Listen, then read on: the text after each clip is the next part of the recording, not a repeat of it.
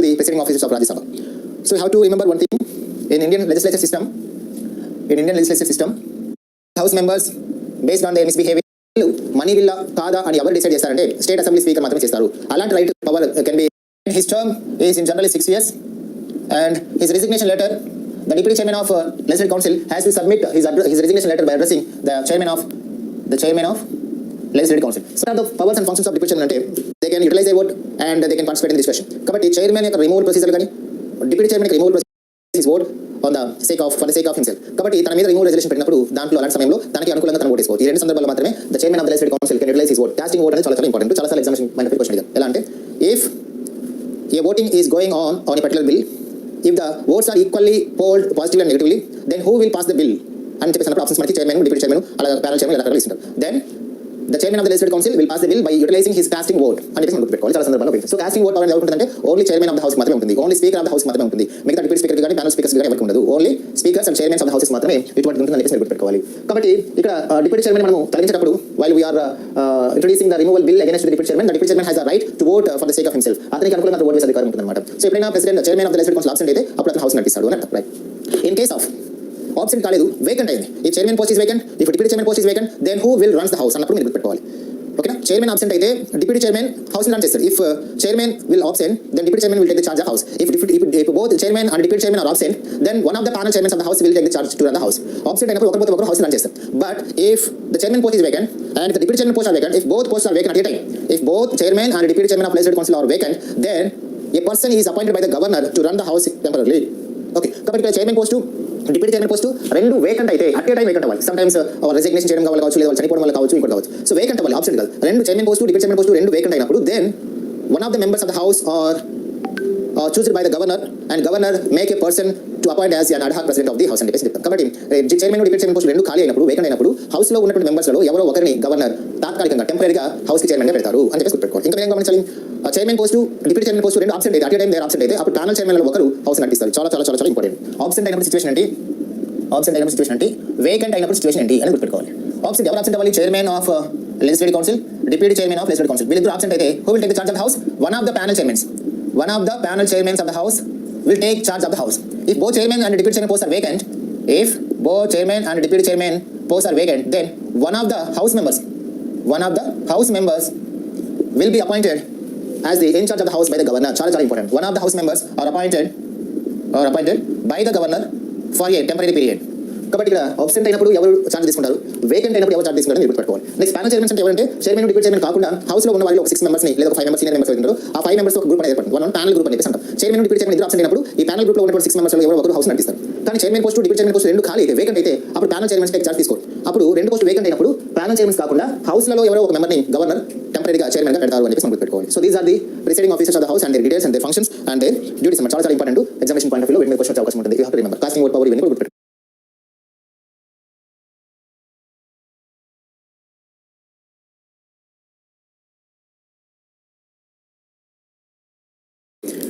Next, functions of state legislative council. Functions of state legislative council. State legislative council యొక్క బాధ్యతలు ఏంటివి when comparing to the legislative assembly? అసెంబ్లీతో పోల్చుకున్నప్పుడు council కి ఏ రకమైనటువంటి ఫంక్షన్స్ ఉంటాయి, ఏ రకమైనటువంటి డ్యూటీస్ ఉంటాయి అనేది మనం ఒకసారి చూద్దాం. when comparing to the state legislative assembly, legislative council has less powers. చాలా తక్కువ పవర్స్ ఉంటాయి. ఎందుకంటే రాజ్యసభకు ఎలాగైతే ఈక్వల్ పవర్స్ ఉంటాయి లోక్సభతో పోల్చుకుంటే, బట్ అలాగే ఇక్కడ ఉండదు అన్నమాట. కేవలం లెజిస్లేటివ్ అసెంబ్లీ నుంచి వచ్చే బిల్లుని పాస్ చేయడం వరకు దీనికి పని ఉంటుంది, కానీ అంతకుమించి వేరే ప్రత్యేకమైనటువంటి స్పెసిఫిక్ ఫంక్షన్స్ అంటే ఏమీ లేవు. So legislative council do not have any specific functions while comparing to the Rajya Sabha, but it has some functions, it has some regular or normal functions, and it as a upper house of the state, as the first house of the state legislature, it is necessary to be approved by that house only. So when a bill is sent to the legislative council, then it has to pass the bill, or it has to reject the bill, or it has to give some modifications to the bill, especially for an ordinary bill. Ordinary bills విషయంలో legislative council ఎలాంటి powers ఉంటాయంటే, the legislative council can pass the bill as usually, and can reject the bill, and can give some modifications to the bill, and this process could be continued up to 4 months only, up to 4 months. So a bill can be passed by the legislative council or can be discussed by the legislative council up to 4 months 4 months వరకు మాత్రమే ఒక బిల్ని తన దగ్గర పెట్టుకోవచ్చు. కాబట్టి what ever the process is going on in legislative council, the maximum time period for that process is 4 months for an ordinary bill which is cent from the assembly. So assembly నుంచి legislative కౌన్సిల్కి వచ్చినటువంటి bill విషయంలో legislative కౌన్సిల్కి ఎంత time ఉంటుందంటే 4 months time ఉంటుంది. ఈ 4 months time లోపల legislative council ఆ బిల్ని pass చేయవచ్చు. Number 1, the bill either be passed or either be rejected. Once the bill is rejected by the legislative council, then the bill is again sent back to the legislative assembly for the reconsideration. So next then the legislative council can give some modifications, can suggest some modifications to the bill. ఆ bill కొన్ని మార్పులు చేర్పులు చేయవచ్చు. ఈ process మొత్తం 4 months లోపల జరగాలి. కాబట్టి జనరల్గా 2 months లోపల బిల్లో మోడిఫికేషన్స్ చూపిస్తూ బిల్లో కొన్ని చేంజెస్ చూపిస్తూ అసెంబ్లీ బిల్ పంపించిన తర్వాత అసెంబ్లీ దాన్ని విత్ మోడిఫికేషన్స్ కానీ వితౌట్ మోడిఫికేషన్స్ కానీ దాన్ని పాస్ చేయాలి. పాస్ చేసిన తర్వాత మళ్ళీ సెకండ్ టైం మళ్ళీ లెజిస్లేటివ్ కౌన్సిల్ బిల్ వస్తుంది. లెజిస్లేటివ్ కౌన్సిల్ బిల్ వచ్చిన తర్వాత అప్పుడు సెకండ్ టైం మాత్రం ఖచ్చితంగా పాస్ చేయాలి. So when a bill is passed by legislative assembly, చూడండి ఇక్కడ మైండ్ మ్యాప్ చూద్దాం. When a bill is passed by legislative assembly, this is legislative assembly. If a bill is passed by legislative assembly, then the bill is sent for the consideration of legislative council. Legislative council. So దీనికి ఏం చేస్తుంది, ఇక్కడ దీనికి options ఉంటాయి. ఒకటి bill pass చేయడం లేదా bill reject చేయడం. రిజెక్ట్ చేయడం అంటే మోడిఫికేషన్స్ చూపించడం అని అర్థం. అప్పుడు బిల్ ఏమవుతుంది, the bill when the bill is rejected by the legislative council, then the bill again sent back to the assembly. Then the assembly has only two options. Either the bill is passed by the assembly with modifications which are suggested by the legislative council, or without modifications the bill should be passed by the assembly, and again the bill is sent for the consideration of the legislative council. When the bill is sent for the consideration of the legislative council for the second time, then the legislative council must pass the bill within 4 months. It takes exactly 4 months period. So if legislative council fails to pass a bill within 4 months period, then it is considered as the bill is passed by the legislative council. Then it is considered as bill is passed by the legislative council. అంటే ఇక్కడ మీకు అర్థం కావాల్సిన విషయం ఏంటంటే, అసెంబ్లీలో ఒక bill పెట్టారు, అసెంబ్లీ దాన్ని పాస్ చేసింది, అక్కడ నుంచి లెజిస్లేటివ్ కౌన్సిల్ బిల్ వచ్చింది.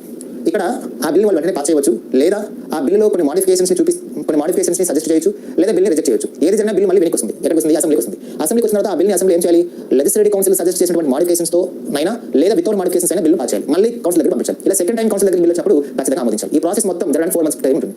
ఈ 4 months టైంలో లెజిస్లేటివ్ కౌన్సిల్ ఆ బిల్ని ఆమోదించినట్టు, ఆమోదించకపోతే ఆమోదించినట్టుగానే పరిగణిస్తారు. So if a bill is not passed by the legislative council within 4 months, then it means it is considered as the bill is passed by the legislative council. But whereas when coming to the parliament, when an ordinary bill is passed by Lok Sabha, and then Rajya Sabha has the maximum time of 6 months to pass the bill, to resend the bill or to suggest modifications to the bill. కాబట్టి parliament విషయంలో మనం చూస్తే లోక్ సభ నుంచి రాజ్యసభకు ఒక bill వస్తే 6 months period ఉంటుంది ordinary bill విషయంలో. 6 months లోపల బిల్ పాస్ చేయవచ్చు, లేదంటే 6 months లోపల అక్కడ సజెషన్స్ ని రికమెండ్ చేయొచ్చు, లేదా రిజెక్ట్ చేయవచ్చు. ఒకవేళ 6 months లోపల కనుక రాజ్యసభ అక్కడ పాస్ చేయకపోతే then the joint sitting session will be held by the president of India. కాబట్టి 6 months లోపల లోక్సభ ఆమోదించిన బిల్ రాజ్యసభ ఆమోదించకపోతే then there will be a joint sitting session which will be held by the president of India అని చెప్పి అనుకోండి. But at the state level there is no joint sitting session. కానీ ఇక్కడ అలాంటి జాయింట్ సిట్టింగ్ సెషన్ అనేది ఉండదు. కాబట్టి 4 months లోపల లెజిస్లేటివ్ కౌన్సిల్ పాస్ చేయకపోతే there is no joint sitting session. But 4 months లోపల పాస్ చేయకపోతే దాన్ని ఎలా పరిగణిస్తారు అంటే the bill is considered as the passed by the legislative council. This is regarding to the ordinary bill. When a money bill, regarding to the money bills కి సంబంధించి or financial bills కి సంబంధించి మనం చూసినట్లయితే yes, a money bill, if a money bill is passed by assembly, then it is sent to the legislative council approval. Then it has only 14 days time. So when a money bill is passed by the legislative assembly, then the bill is sent for the approval of legislative council, then it has only 14 days of period. Within 14 days the bill has to be passed by the legislative council. Within 14 days the bill has to be passed by the legislative council, otherwise it is considered as the bill is passed by the legislative council. కాబట్టి money bills కి సంబంధించి legislative council 14 days అంటే within 2 weeks లోపల ఆ money bill ని ఖచ్చితంగా approve చేయాలి, pass చేయాలి.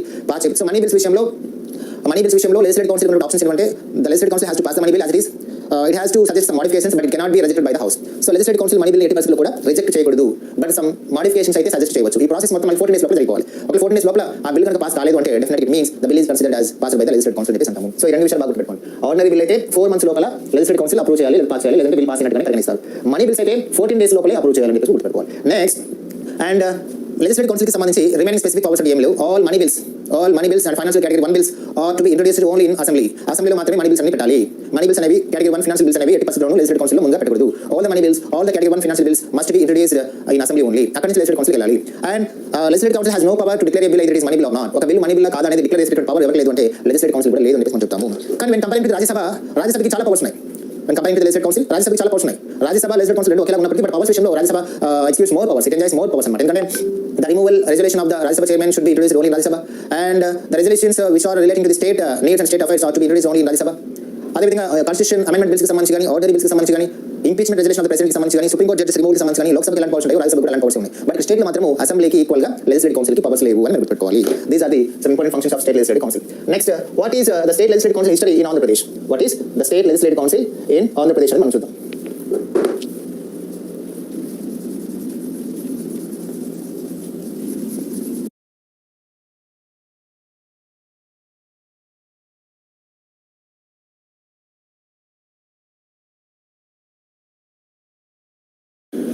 So coming to the next topic, State Legislative Council of Andhra Pradesh and its history. Andhra Pradesh Legislative Council and its chronological order. So at present there are only 6 states in India which has a legislative council. They are Andhra Pradesh, Telangana, Karnataka, Maharashtra, Uttar Pradesh and Bihar. Uttar Pradesh has the highest number of legislative council members. It is consisting of 100 members, whereas Andhra Pradesh has 58 MLCs, Telangana has 40 MLCs, Karnataka has 75 MLCs, Bihar has 75 MLCs and Maharashtra has 78 MLCs. You know very well. But what about Andhra Pradesh State Legislative Council and its history? Andhra Pradesh Legislative Council history మనం ఒకసారి గమనిస్తే when Andhra Pradesh was formed on November 1st, 1956, Andhra Pradesh has only unicameral system. But later the bicameral system was adopted by Andhra Pradesh state government and in 1958, and in 1985 the Legislative Council of Andhra Pradesh was first time abolished by Indian government, and again in 2007 the Rajshekar Reddy government has in second time installed the Legislative Council of Andhra Pradesh, and in 2020 by Jagannath Reddy government trying to abolish the Legislative Council of Andhra Pradesh second time. So let's have a brief look at the history of Andhra Pradesh State Legislative Council by date. First one, on December 15th, 1956, December 15th. The Andhra Pradesh Legislative Council formed చేయడానికి సంబంధించి first step. On December 15th, 1956, Andhra Pradesh Assembly passed a resolution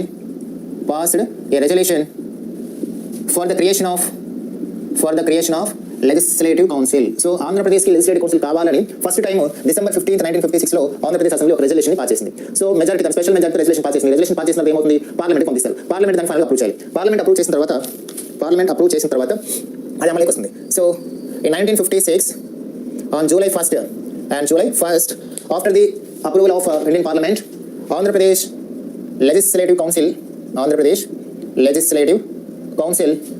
was constituted. ఎప్పుడు ఒక legislative council constitute అవుతుంది మనం చెప్తున్నాం. ఒక legislative council constitute అవ్వాలంటే అందుకు సంబంధించి creation of state legislative council ఒక బిల్ పెట్టాలి. అసెంబ్లీ దాన్ని స్పెషల్ మెజారిటీ పాస్ చేయాలి. తర్వాత పార్లమెంట్ పంపించాలి. పార్లమెంట్ లో లోక్సభ, రాజ్యసభ ప్రెసిడెంట్ ముగ్గురు దాన్ని ఆమోదించాలి. ఆమోదించిన తర్వాత అది ఇంప్లిమెంటేషన్ వస్తుంది. So after the Parliament's approval on July 1st, 1956, Andhra Pradesh Legislative Council was constituted. అంటే చట్టబద్ధంగా ఏర్పడిన అర్థం. ఏర్పడిన తర్వాత ఎప్పుడు ఇనాగ్రేట్ చేయబడింది important. So after it was constituted on July 1st, 1956, Andhra Pradesh Legislative Council was inaugurated in 1958, July 8. Andhra Pradesh Legislative Council was constituted on July 8, 1958 by Dr. Babu Rajendra Prasad, then the President of India. Okay, when it was inaugurated by Dr. Babu Rajendra Prasad, the first Legislative Council chairman of Andhra Pradesh was Madapati Hanumantarao. So when it was inaugurated in 1958 on July 1st, it continues up to 1985 వరకు కొనసాగింది. So ఆ మధ్యలో Madapati Hanumantarao was the first Legislative Council chairman of Andhra Pradesh Legislative Council. He continues his office from 7/7/1958 to 27/1964. 58 నుంచి 64 వరకు ఆయన పనిచేశారు. Second one is Gottipati Brahmaiah. Chairman of Legislative Council of Andhra Pradesh చేయబడిందని చెప్పి చెప్తాను. Andhra Pradesh Legislative Council enacted is Andhra Pradesh Legislative Council Abolition Act. Abolition Act was passed by 1985, passed by the Andhra Pradesh State Assembly, and it was passed by the Parliament as usually. So in 1985, Andhra Pradesh Legislative Council was abolished. It was abolished. Right. Next, in 1990, on January 2nd, then the Chief Minister of Andhra Pradesh, Mari Channarreddy, tried to install Andhra Pradesh Legislative Council for the second time. But the bill was passed by the Andhra Pradesh Assembly and it was sent to the Rajya Sabha. Right? On May 28, 1990, Rajya Sabha was passed the bill, Andhra Pradesh State Legislative Council Creation Bill. It was passed by the Rajya Sabha on May 28, 1990. But in 1991, Lok Sabha was dissolved. So Lok Sabha రద్దు కావడం వల్ల ఆ bill అనేది అలాగే ఆగిపోయిన తర్వాత next after many years, in 2004, July 8, Andhra Pradesh Assembly passed a resolution to create or to install Andhra Pradesh Legislative Council, and in continuation of that, in 2004, December 16, the bill is passed. The bill is sent to the Parliament. On next, passed the bill has given to the Legislative Council of Andhra Pradesh was constituted for the second time. And finally, in 2006, the bill. In 2007, March 30, the Legislative Council of Andhra Pradesh was constituted for the second time. And finally, in 2007, on April 2nd, the Andhra Pradesh State Legislative Council was inaugurated by the Assam Andhra Pradesh Governor Rameshwar Thakur. Right? Second, Andhra Pradesh Assembly passed one more resolution to abolish the bill. Okay? When the Andhra Pradesh State Legislative Council was constituted in the second time on April 2nd, 2002, Dr. S. Chakrapani was the first chairman of Honorable Legislative Council after the second installment. Second one, yes, M.D. Farooq and Ahmad Sharif present, he is continuing his office. So this is a brief history of Andhra Pradesh Legislative Council matter. మనం గమనించినట్లయితే 1956 December 15 Andhra Pradesh assembly ఒక resolution pass చేసింది. ఏం resolution అంటే Andhra Pradesh legislative council creation of Andhra Pradesh legislative council assembly అనే తీర్మానాన్ని pass చేసి parliament పంపించింది. పార్లమెంట్ ఆమోదించిన తర్వాత 1956 July 1 Andhra Pradesh state legislative council was constituted అయిన తర్వాత 1958 July 8 doctor Babu Rajendra Prasad president of India was inaugurated Andhra Pradesh legislative council and Madapati Hanumantha Rao became the first legislative council chairman of Andhra Pradesh. తర్వాత 1985 లో నందమూరి తారక రామారావు చీఫ్ మినిస్టర్ ఉన్నప్పుడు ఆంధ్రప్రదేశ్ అసెంబ్లీలో మళ్ళీ ఇంకొక రెజల్యూషన్ పెట్టారు. ఆ రెజల్యూషన్ అంటే Andhra Pradesh legislative council abolition of Andhra Pradesh legislative council అనే ఒక బిల్ పెట్టారు. అది పార్లమెంట్ పంపించారు. పార్లమెంట్ కూడా అప్రూవ్ చేసింది. దాని పేరు వచ్చేసి abolition of Andhra Pradesh legislative council act 1985. So abolition of Andhra Pradesh legislative council act 1985 ప్రకారం ఆంధ్రప్రదేశ్లో 1985 లో లెజిస్లేటివ్ కౌన్సిల్ అబాలిష్ చేయబడింది. ఓకే, అబాలిష్ చేయబడిన తర్వాత 1990 లో మరి చెన్నారెడ్డి మళ్ళీ ట్రై చేశారు. 1990 జనవరి 2 మరి చెన్నారెడ్డి చీఫ్ మినిస్టర్ ఉన్నప్పుడు మళ్ళీ ఆంధ్రప్రదేశ్ అసెంబ్లీలో creation of Andhra Pradesh state legislative council అనే ఒక బిల్ పెట్టి బిల్ని పాస్ చేసి పార్లమెంట్ పంపించారు. పార్లమెంట్ పంపించిన తర్వాత 1990 May 28 Rajya Sabha pass the bill. But లోక్సభకి వెళ్ళిన తర్వాత 1991 లో లోక్సభ వాజ్ డిసాల్వ్డ్. సో మనం 5 years కి ముందే president of India Lok Sabha dissolve చేయడంతో it paved the way for the elections. Elections వెళ్ళిన తర్వాత 91 to 96 కానీ 96 to 99 కానీ 99 నుంచి 2004 ఈ మధ్య కాలంలో ఆ బిల్ అనేది పాస్ అవ్వలేదు, అలాగే పడిపోయింది అన్నమాట. తర్వాత YS Rajasekhara Reddy became the chief minister of Andhra Pradesh in 2004 July 8 Andhra Pradesh assembly passed a resolution for the creation of Andhra Pradesh state legislative council for అలా పాస్ చేశారు. చేసిన తర్వాత 2004 December 16 the bill was sent to the parliament. And in 2006 December 15 Lok Sabha passed the bill. In 2006 on December 20 Rajya Sabha passed the bill. In 2007 January 10 President had given his assent to the bill, and finally in 2007 on March 30 Andhra Pradesh Legislative Council was second time constituted. First time epudu July 1 1956 first constituted అయింది. Second time eppante 2007 March 3 the second time Indian State Legislative Council was constituted, and it was inaugurated by the Rameshwar Tagore, the governor of Andhra Pradesh, on April 2 2007. అలా అయిన తర్వాత Andhra Pradesh Chakrapani became the first legislative council chairman గా కొనసాగారు. అప్పటి నుంచి continue అవుతూ వచ్చింది. 2007 April 2 నుంచి Andhra Pradesh legislative council was continued for the second time up to 2020. But on January 27 2020 Andhra Pradesh assembly was passed one more bill to abolish the Andhra Pradesh legislative council. So Andhra Pradesh legislative council అవసరం లేదు అని చెప్పేసి వైఎస్ జగన్మోహన్ రెడ్డి భావించి January 27 2020 so Andhra Pradesh legislative council abolish చేస్తూ ఒక bill pass చేయడం జరిగింది. And the bill was sent to the parliament for the parliament approval. Parliament పంపించారు. పార్లమెంట్ ఇంతవరకు కూడా దాన్ని ఆమోదించలేదు. పార్లమెంట్ ఆమోదించలేదు కాబట్టి still it is in pending. కాబట్టి ఇప్పటికీ ఆంధ్రప్రదేశ్లో బైకామరల్ సిస్టమ్ ఉందని మనం చెప్పవచ్చు. So president Mohammed Sharif is the legislative council chairman of Andhra Pradesh legislative council. So ఇప్పటివరకు 2 times ఆంధ్రప్రదేశ్ లెజిస్లేటివ్ కౌన్సిల్ అనేది ఇన్స్టాల్ అయింది. 1 time అబాలిష్ చేయబడింది, సెకండ్ టైం అబాలిష్ అవ్వడానికి రెడీగా ఉందని మనం పెట్టుకోవచ్చు. కాబట్టి భావించి January 27 2020 so Andhra Pradesh legislative council abolish చేస్తూ ఒక బిల్ పాస్ చేయడం జరిగింది. And the bill was sent to the parliament for the parliament approval. Parliament పంపించారు. పార్లమెంట్ ఇంతవరకు కూడా దాన్ని ఆమోదించలేదు. పార్లమెంట్ ఆమోదించలేదు కాబట్టి still it is in pending. కాబట్టి ఇప్పటికీ ఆంధ్రప్రదేశ్లో బైకామరల్ సిస్టమ్ ఉందని మనం చెప్పవచ్చు. So president Mohammed Sharif is the legislative council chairman of Andhra Pradesh legislative council. So ఇప్పటివరకు 2 times ఆంధ్రప్రదేశ్ లెజిస్లేటివ్ కౌన్సిల్ అనేది ఇన్స్టాల్ అయింది. 1 time అబాలిష్ చేయబడింది, సెకండ్ టైం అబాలిష్ అవ్వడానికి రెడీగా ఉందని మనం పెట్టుకోవచ్చు. సో పార్లమెంట్ ఓకే చేస్తే నెక్స్ట్ మనకి with in short period Andhra Pradesh legislative council కూడా అబాలిష్ అయిపోయే అవకాశం ఉంటుంది. So president there are only 6 states in India having state legislative councils. They are Uttar Pradesh, it consisting of 100 MSC seats, and Maharashtra consisting of 78 seats, Bihar it consisting of 75 seats, Karnataka it contains 100 legislative states. This is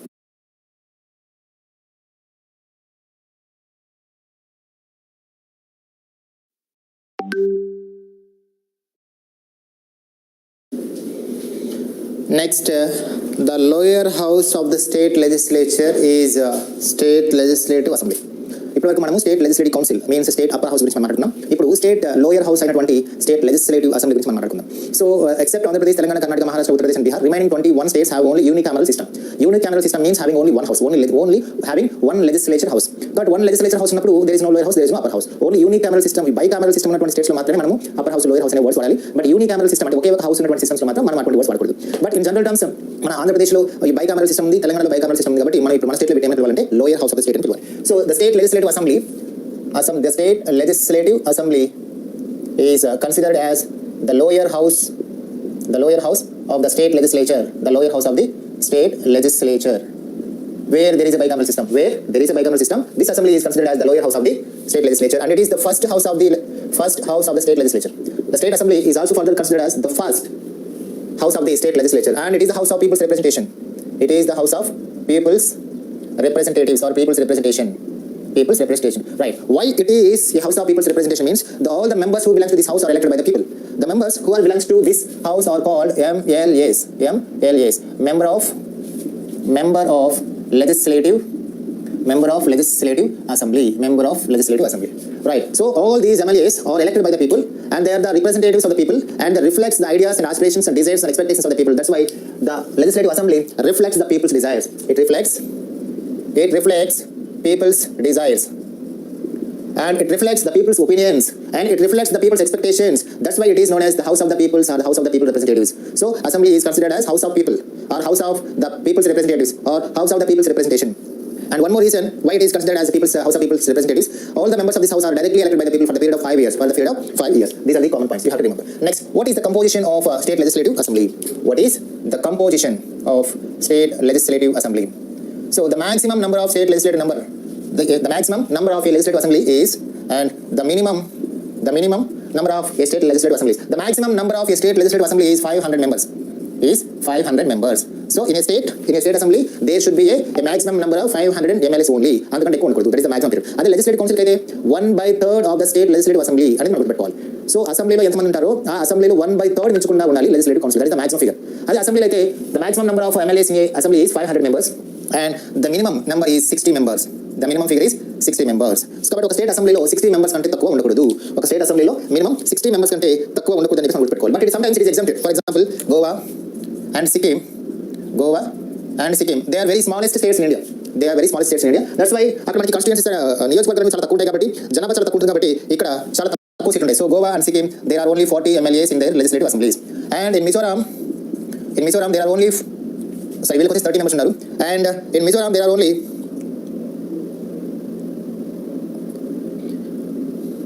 and Mizoram 40 members, Nagaland and 46 members.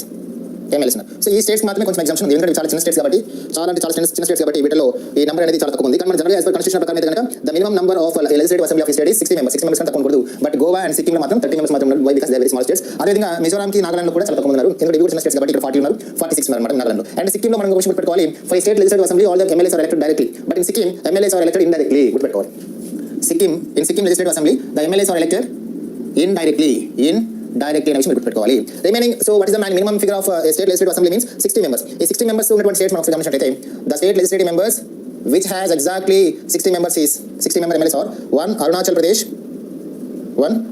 Pradesh, 2 Manipur, Meghalaya, Nagaland, Tripura. So now 60. So these 5 states have the exact minimum number of legislative assemblies per constitution, 60 members. Arunachal Pradesh అసెంబ్లీలో exactly 60 ఉన్నారు, మణిపూర్ అసెంబ్లీలో exactly 60 ఉన్నారు, మేఘాలయలో 60 ఉన్నారు, నాగాలాండ్లో 60 ఉన్నారు, త్రిపురలో కూడా 60 ఉన్నారు మనం పెట్టుకోవచ్చు. కాబట్టి this is the minimum number of state legislative council. అదేవిధంగా మన ఆంధ్రప్రదేశ్, మన ఇండియాలో మొత్తం 28 స్టేట్స్ ఉన్నాయి. ఈ 28 స్టేట్స్కి సంబంధించి each state has a own legislative council ఉంది. అదేవిధంగా 3 UTs కూడా లెజిస్లేటివ్ అసెంబ్లీ ఉంది. ఆ 3 UTs ఏంటంటే మనకు తెలుసు.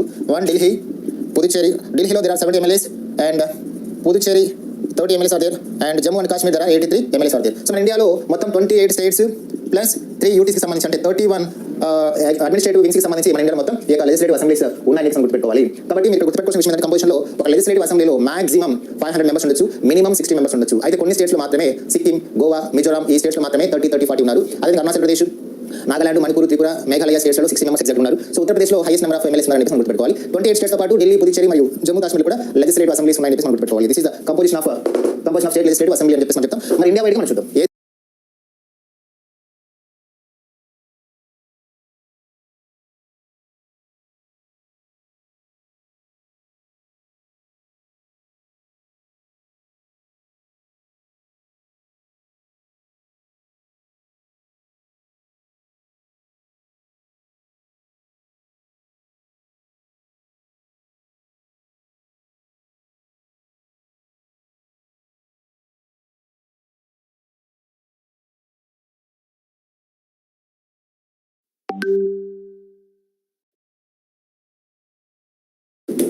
Next, state-wise assembly seats in India. So there are 28 states in India and there are 8 union territories. At present, by the end of February, there are 28 states in India and there are 8 UTs in India. Out of these 8 UTs, only 3 UTs have legislative assemblies: Delhi, Puducherry and Jammu and Kashmir. Out of these 8 union territories, only Delhi, Puducherry and Jammu and Kashmir have legislative assemblies. Remaining 28 states have legislative assemblies in India. Okay, let's have which state has number of legislative assemblies. A state లో ఎన్ని legislative assembly seats ఉన్నాయి, ఏ state లో ఎంత మంది ఉన్నారని మనం ఒకసారి చూద్దాం. So first of all, start from Telugu states. Andhra Pradesh, you know well, Andhra Pradesh has 175 MLAs, where Telangana has 119 MLA seats. These are the 2 Telugu states. Andhra Pradesh has 175 MLA seats and Telangana has 119 Telangana seats. Next, coming to one as alphabetical order. Arunachal Pradesh This is Arunachal Pradesh. Arunachal Pradesh has 60 MLA seats. Arunachal Pradesh has 60 MLA seats. Andhra Pradesh has 175 seats. And Assam. This is Assam. Assam has 126 MLA seats. 126 MLA seats. Next, coming to Bihar. Bihar has 243 MLA seats. And Chhattisgarh has 90 MLA seats. Whereas Goa, one of the smallest state in India, Goa has only 40 MLA seats. Goa has only 40 MLA seats.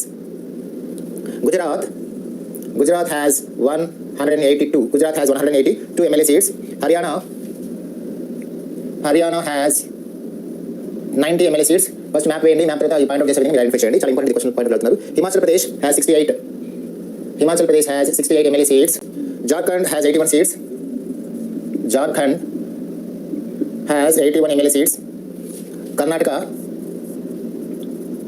has 224 MLA seats. Whereas Kerala has 140 MLA seats. Madhya Pradesh has 230 MLA seats. Whereas Maharashtra has 288 MLA seats. Manipur and Meghalaya, right? Meghalaya has 60 MLA seats. Manipur has 60 MLA seats. Mizoram has 40 MLA seats. Nagaland has 60 MLA seats. Odisha has 147 MLAs. Right? Punjab has 117 MLA seats. Rajasthan has 200 MLA seats. Sikkim, okay, Delhi 70 members. Now discussing about it changes as per the constitutional provisions and it changes after every census. So manaki for every 10 years in India the census will be conducted. For every 10 years in India the census will be conducted. So as per constitution there are some provisions in the article number 1. There are some provisions regarding to the territorial constitutions of Indian constitution. They are article number 171. So మనం గమనించినట్లయితే రాజ్యాంగం ప్రకారం జనాభా లెక్కలు జరిగినప్పుడు ప్రతిసారి మనం ఏం చేయాలంటే ఖచ్చితంగా ఈ యొక్క కాన్స్టిట్యుయెన్సీస్ ఏవైతే ఉన్నాయో ఆ కాన్స్టిట్యుయెన్సీని మనము బైఫర్కేట్ చేయాల్సి ఉంటుంది లేదా రీఆర్గనైజ్ చేయాల్సి ఉంటుంది అని చెప్పేసి మనం ప్రధానంగా గుర్తుపెట్టుకోవాలి. ఎందుకంటే జనాభా లెక్కలు జరిగిన తర్వాత ప్రతి సంవత్సరం జనాభా పెరుగుతుంటారు. జనాభా పెరుగుతున్నప్పుడు ఆ జనాభాకు ఈక్వల్ ప్రపోర్షన్ లో మన నెంబర్ ఆఫ్ ఎమ్మెల్యే సీట్స్ కూడా ఉండాలన్నమాట. జనాభా పెరుగుతున్న కొద్ది ఎమ్మెల్యే సీట్స్ పెరగకపోతే ఆ పీపుల్స్ రిప్రజెంటేషన్ అనేది ఈక్వల్ గా ఉండదు. సో కాబట్టి అసెంబ్లీ అనేది పీపుల్ కి రిఫ్లెక్ట్ అవుతుంది కాబట్టి పీపుల్ రిప్రజెంటేషన్ హౌస్ కాబట్టి జనాభా లెక్కలు జరిగినటువంటి ప్రతిసారి మనం ఏం చేయాలి, డెఫినెట్ గా ఆ యొక్క హౌస్ కి సంబంధించి నెంబర్ ఆఫ్ హౌస్ మెంబర్స్ ఎవరైతున్నారో ఆ మెంబర్స్ కూడా డెఫినెట్ గా మనము పెంచాల్సిన అవసరం ఉంటుందని చెప్పేసి ప్రధానంగా గుర్తుపెట్టుకోవాలి. కాన్స్టిట్యూషన్ లో ప్రధానంగా వీటికి సంబంధించిన ప్రొవిజన్స్ మనకు ఉన్నాయి. ఈ ప్రొవిజన్స్ ప్రకారం చూసినట్లయితే మనకి జనాభా లెక్కలు జరిగిన ప్రతిసారి డెఫినెట్ గా మనకి యొక్క నియోజకవర్గాల పునర్విభజన అనేది డెఫినెట్ గా జరగాలని చెప్పేసి మనం చెబుతూ ఉంటుంది. డీలిమిటేషన్ ఆఫ్ కాన్స్టిట్యూయెన్సీస్ అని చెప్పేసి మనం ప్రధానంగా గుర్తుపెట్టుకున్న మనం చేయాలి. రాజ్యాంగంలో ఉన్నటువంటి ఆర్టికల్ నెంబర్ 170 కానీ 82 కానీ మనకి ఈ విధంగా చెబుతుంటాయి అన్నమాట. అంటే ఈ డీలిమిటేషన్ సంబంధించినటువంటి కాన్స్టిట్యూషనల్ ప్రొవిజన్స్ ఏవైతే ఉన్నాయో వాటిని మనం ఒకసారి గమనించినట్లయితే ఆర్టికల్ నెంబర్ 170 ప్రకారము Article number 170, as per Article number 170, after every census conducted after 10 years, the constituencies are delimited or reorganized as per the recommendations of the delimitation committee system. జనాభా లెక్కలు జరిగినటువంటి ప్రతిసారి జనాభా పెరుగుదలకు అనుగుణంగా ఈ నియోజకవర్గాలు ఏవైతే ఉన్నాయో ఆ నియోజకవర్గాన్ని రీఆర్గనైజ్ చేయాలి. సో నియోజకవర్గాన్ని ఎలా రీఆర్గనైజ్ చేస్తారు అని మనం గుర్తుపెట్టుకోవాలి. How the constituencies are reorganised అంటే article number 170 states that after every census in India, the constituencies of state legislative assembly are reorganized based on the recommendations of delimitation committees. A delimitation committee is a statutory body which is appointed by the President of India. The delimitation committee is appointed by the President of India. The main purpose of forming or constituting the delimitation committee is to recommend the government to reorganize the constituencies. So after the first census in India in 1952, the first delimitation committee was constituted. After the second census in 1962, the second delimitation committee was constituted. After the third census in 1972, the third delimitation committee was constituted. After 2001 census in 2002, the fourth delimitation committee was constituted. As per the recommendations of the delimitation committee, the constituencies of Lok Sabha, the constituencies of Assembly are reorganized. As per the fourth delimitation committee, which is constituted in 2002, and as per the Parliamentary Constituencies Presidential Act 2008, the number of constituencies which are present are not reorganized before 2026. So 2026 వరకు ఇప్పుడున్నటువంటి constituencies ఏవైతే ఉన్నాయో అవి ఎట్టి పరిస్థితుల్లోనూ reorganise చేయబడడానికి గుర్తుపెట్టుకోవాలి. ఓకేనా? కాబట్టి ఈ డీలిమిటేషన్ కమిటీస్ యొక్క రికమెండేషన్స్ ప్రకారమే the territorial constituencies are reorganised. So delimitation committees ఏం రికమెండ్ చేస్తాయంటే to increase the number of seats in constituencies or to change the boundaries or the territorial boundaries of legislative assembly. కాబట్టి ఒక assembly యొక్క number of seats పెంచడం కానీ ఒక constituencies యొక్క territorial boundaries ని మాత్రం కానీ ఎవరు రికమెండ్ చేస్తారంటే డీలిమిటేషన్ కమిటీ వాళ్ళు రికమెండ్ చేస్తారు. కాబట్టి delimitation committee is a statutory committee which is appointed by the president of India to seek the recommendations of reorganizing the constituencies. Reorganizing the constituencies means to increase the number of seats and to change the territorial boundaries. కాబట్టి ఇప్పుడున్నటువంటి లెక్కల ప్రకారం 2008 parliamentary constituencies orders ప్రకారం అయితే 2026 వరకు ఈ figure అనేది మారదు. సో 2026 వరకు ఇప్పుడున్నటువంటి స్టేట్ లో ఉన్నటువంటి అసెంబ్లీ సీట్స్ ఏవైతే ఉన్నాయో they cannot be changed. But Andhra Pradesh reorganisation act ప్రకారం ఆంధ్రప్రదేశ్ రీఆర్గనైజేషన్ యాక్ట్ 2014 ప్రకారం అందులో ఉన్నటువంటి సెక్షన్ నెంబర్ 26 ప్రకారం after 2026 the 175 seats of AP Assembly should be increased to 225. The number of seats of Telangana at present 119 seats are to be increased up to 153. Important, very, very, very important. As per Andhra Pradesh Reorganization Act 2014, the section number 26 of the Act tells that the assembly constituencies or the number of seats of Andhra Pradesh Assembly, which is at present 175, should be increased to 225, and the number of seats at present of Telangana Assembly 119 should be increased to 153 and section number 26 చెప్తుంది. So increment అనేది ఎప్పుడు ఉంటుందంటే after 2026. So ఈ లెక్కల ప్రకారం ఈ states కి సంబంధించి కానీ యూనియన్ టెరిటరీకి సంబంధించి ప్రెజెంట్ నెంబర్ ఏదైతే ఉందో ఈ నెంబర్ ఎప్పటిదాకా పర్మనెంట్ గా ఉంటుందంటే 2026 వరకు పర్మనెంట్ గా ఉంటుంది. మరి 2026 తర్వాత 2030 లో మనకి సెన్సస్ జరుగుతుంది. 2030 లో సెన్సస్ జరిగిన తర్వాత యాజ్ పర్ దట్ సెన్సస్ 2031 లో మళ్ళీ ఒక ఫిఫ్త్ డీలిమిటేషన్ కమిటీ వేశారు. ఆ ఫిఫ్త్ డీలిమిటేషన్ కమిటీ వేసిన తర్వాత as per the fifth delimitation committee recommendations, these number will be changed. All these numbers will be changed. Andhra Pradesh number will be changed to 225, Telangana number will be changed to 153, and the remaining states numbers will be changed as per the recommendations of fifth delimitation committee, which will be appointed in 2030 or 31. Okay, ఈ విధంగా వాటి delimitation committee యొక్క recommendations ప్రకారమే ఈ number అనేది increase అవుతుంది. అదే విధంగా టెరిటోరియల్ కాన్స్టిట్యుయెన్సీస్ యొక్క బౌండరీస్ కూడా మారుతాయని చెప్పుకోవాలి. Next one reservations. So there are particular reservations in assembly as per article number 334. Article number 334 of the Indian Constitution states that some seats should be reserved to the SC candidates and the ST candidates. Okay, article number 334 states that from the date of commencement of Indian Constitution, the Indian Constitution will provide reservations to the SC candidates and ST candidates in the legislatures, both in state legislature and central legislature, for the period of 10 years. Article number 334 states that from the commencement of the Indian Constitution, reservations should be continued to the SCs and STs up to 10 years from the commencement of the Indian Constitution అని చెప్పింది. అంటే Indian constitution ఏదైతే అమలుకి వచ్చింది 1950 జనవరి 26 ఆ రోజు నుంచి 10 years వరకు SC STలకి లెజిస్లేచర్లో రిజర్వేషన్స్ ఇవ్వాలని చెప్పారు. కానీ 10 ఇయర్స్ కాన్స్టిట్యూషన్ చెప్తే ఆ తర్వాత ప్రతిసారి వాటిని అమెండ్ చేసుకుంటూ ముందుకు వెళ్తున్నారని గుర్తుపెట్టుకోవాలి. సో ఏ విధంగా రిజర్వేషన్స్ అనేవి పెంచుకుంటూ వచ్చారు మనం చూద్దాం. సో ఆర్టికల్ 334 ఏం చెప్తుంది? Article 334 of constitution states that reservations should be given to the SCs and STs for 10 years from the commencement of the Indian Constitution చెప్పారు. కాబట్టి 1950లో అంటే 1950 జనవరి 26 నుంచి 1960 జనవరి 25 వరకు 10 ఇయర్స్ వరకు రిజర్వేషన్స్ ఉండాలి SC ST అని చెప్పింది article 334 as per their population వారి జనాభా ప్రకారం. మరి అయితే మనకి రిజర్వేషన్స్ ఇంకా ఉన్నాయా అని చెప్పేసి స్టిల్ రిజర్వేషన్స్ కంటిన్యూడ్. ఎలా కంటిన్యూ చేశారంటే బై రిజర్వేషన్స్ అనేవి అలా ఒక సందర్భంలో 8th కాన్స్టిట్యూషన్ అమెండ్మెంట్ తీసుకొచ్చారు, 23 తీసుకొచ్చారు. ఇలా డిఫరెంట్ టైప్స్ ఆఫ్ సందర్భాల్లో డిఫరెంట్ టైప్స్ ఆఫ్ మనకి తీసుకోవడం జరిగింది అన్నమాట. So reservations are inserted in 1950 as per the first constitution amendment. తర్వాత ఏం చేశారంటే 8th కాన్స్టిట్యూషన్ అమెండ్మెంట్ తీసుకొచ్చారు. 8th కాన్స్టిట్యూషన్ అమెండ్మెంట్ తీసుకొచ్చారు 1960 లో. తీసుకొచ్చి reservations are extended for another 10 years extended.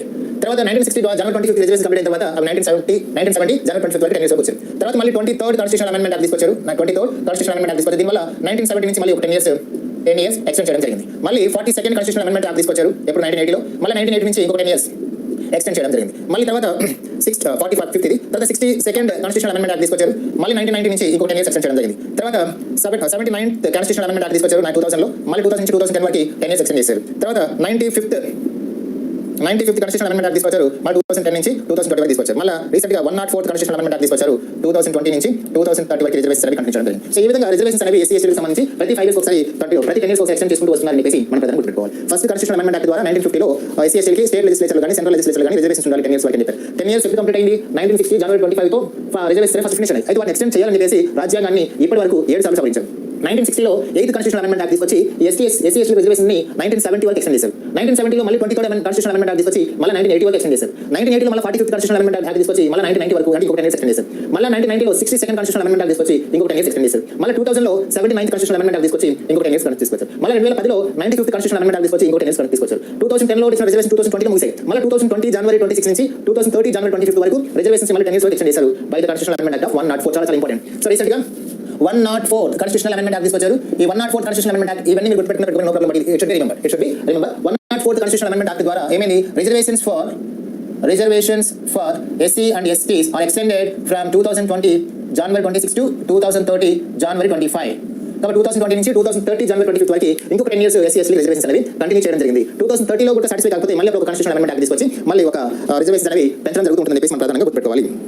మరి మనం చూసినట్లయితే ఈ రిజర్వేషన్ సంబంధించి ఏ స్టేట్లో ఎవరు SCలకి ఉన్నాయి SCలకి ఉన్నాయి అని చెప్పి మనం గమనించినట్లయితే రిజర్వేషన్ సంబంధించి రైట్ ఫస్ట్ మనం ఆంధ్రప్రదేశ్ తెలంగాణ చూసేసరికి మిగతా స్టేట్స్కి మనం చూడాల్సిన పని లేదన్నమాట. ఆంధ్రప్రదేశ్లో ఉన్నటువంటి మొత్తం ఈ ఏవైతే 175 సీట్స్ ఉన్నాయో ఆంధ్రప్రదేశ్ సంబంధించి ఇందులో SCలకి 29 సీట్స్ STలకి 7 సీట్స్ రిజర్వ్ చేయడం జరిగింది. మిగతా స్టేట్స్ మనకు అవసరం లేదు. ఆంధ్రప్రదేశ్ ప్రెజెంట్ 175 సీట్స్ ఏవైతే ఉన్నాయో ఈ 175 సీట్స్లో SCలకి 29 సీట్స్ STలకి 7 సీట్స్ రిజర్వ్ చేయడం జరిగింది. ఇక తెలంగాణ విషయం మనం చూసినట్లయితే తెలంగాణకు సంబంధించి మొత్తం 119 సీట్లు ఉన్నాయి కదా. ఇందులో ఈ 119 సీట్లలో 100 out of 119 సీట్స్ తెలంగాణ SCకి ఓవరాల్గా మొత్తం మనం గమనించినట్లయితే 19 సీట్స్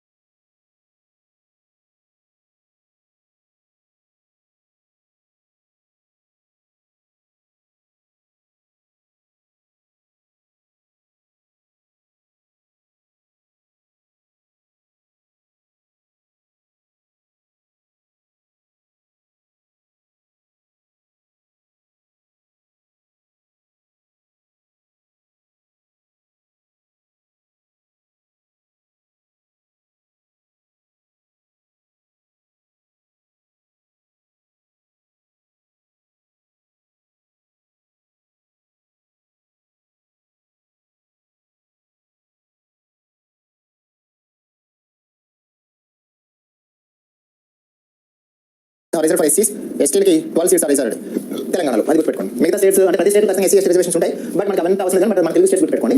ఆంధ్రప్రదేశ్లో మొత్తం 175 సీట్స్ ఉంటే ఎస్సీలకి 29, ఎస్టీలకి 79. తెలంగాణలో మొత్తం 119 సీట్స్ ఉంటే ఎస్సీలకి 19, ఎస్టీలకి 12 seats are reserved for as per article number 334. These reservations continue up to 2030. Okay, 2030 జనవరి 25 వరకు ఈ రిజర్వేషన్స్ అనేవి కంటిన్యూ అవుతాయి అన్నమాట. Next reservations Anglo Indians. Anglo ఇండియన్స్కి ఇంతకుముందు ఒక స్టేట్ అసెంబ్లీకి ఒక ఆంగ్లో ఇండియన్ ఉండేవాడు, గవర్నర్ నామినేట్ చేసేవాడు. బట్ 104 కాన్స్టిట్యూషనల్ అమెండ్మెంట్ యాక్ట్ ద్వారా ఆంగ్లో ఇండియన్స్ని ఇకపైన స్టేట్ అసెంబ్లీకి నామినేట్ చేయరు.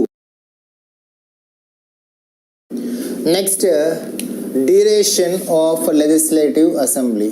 Duration of state legislative assembly.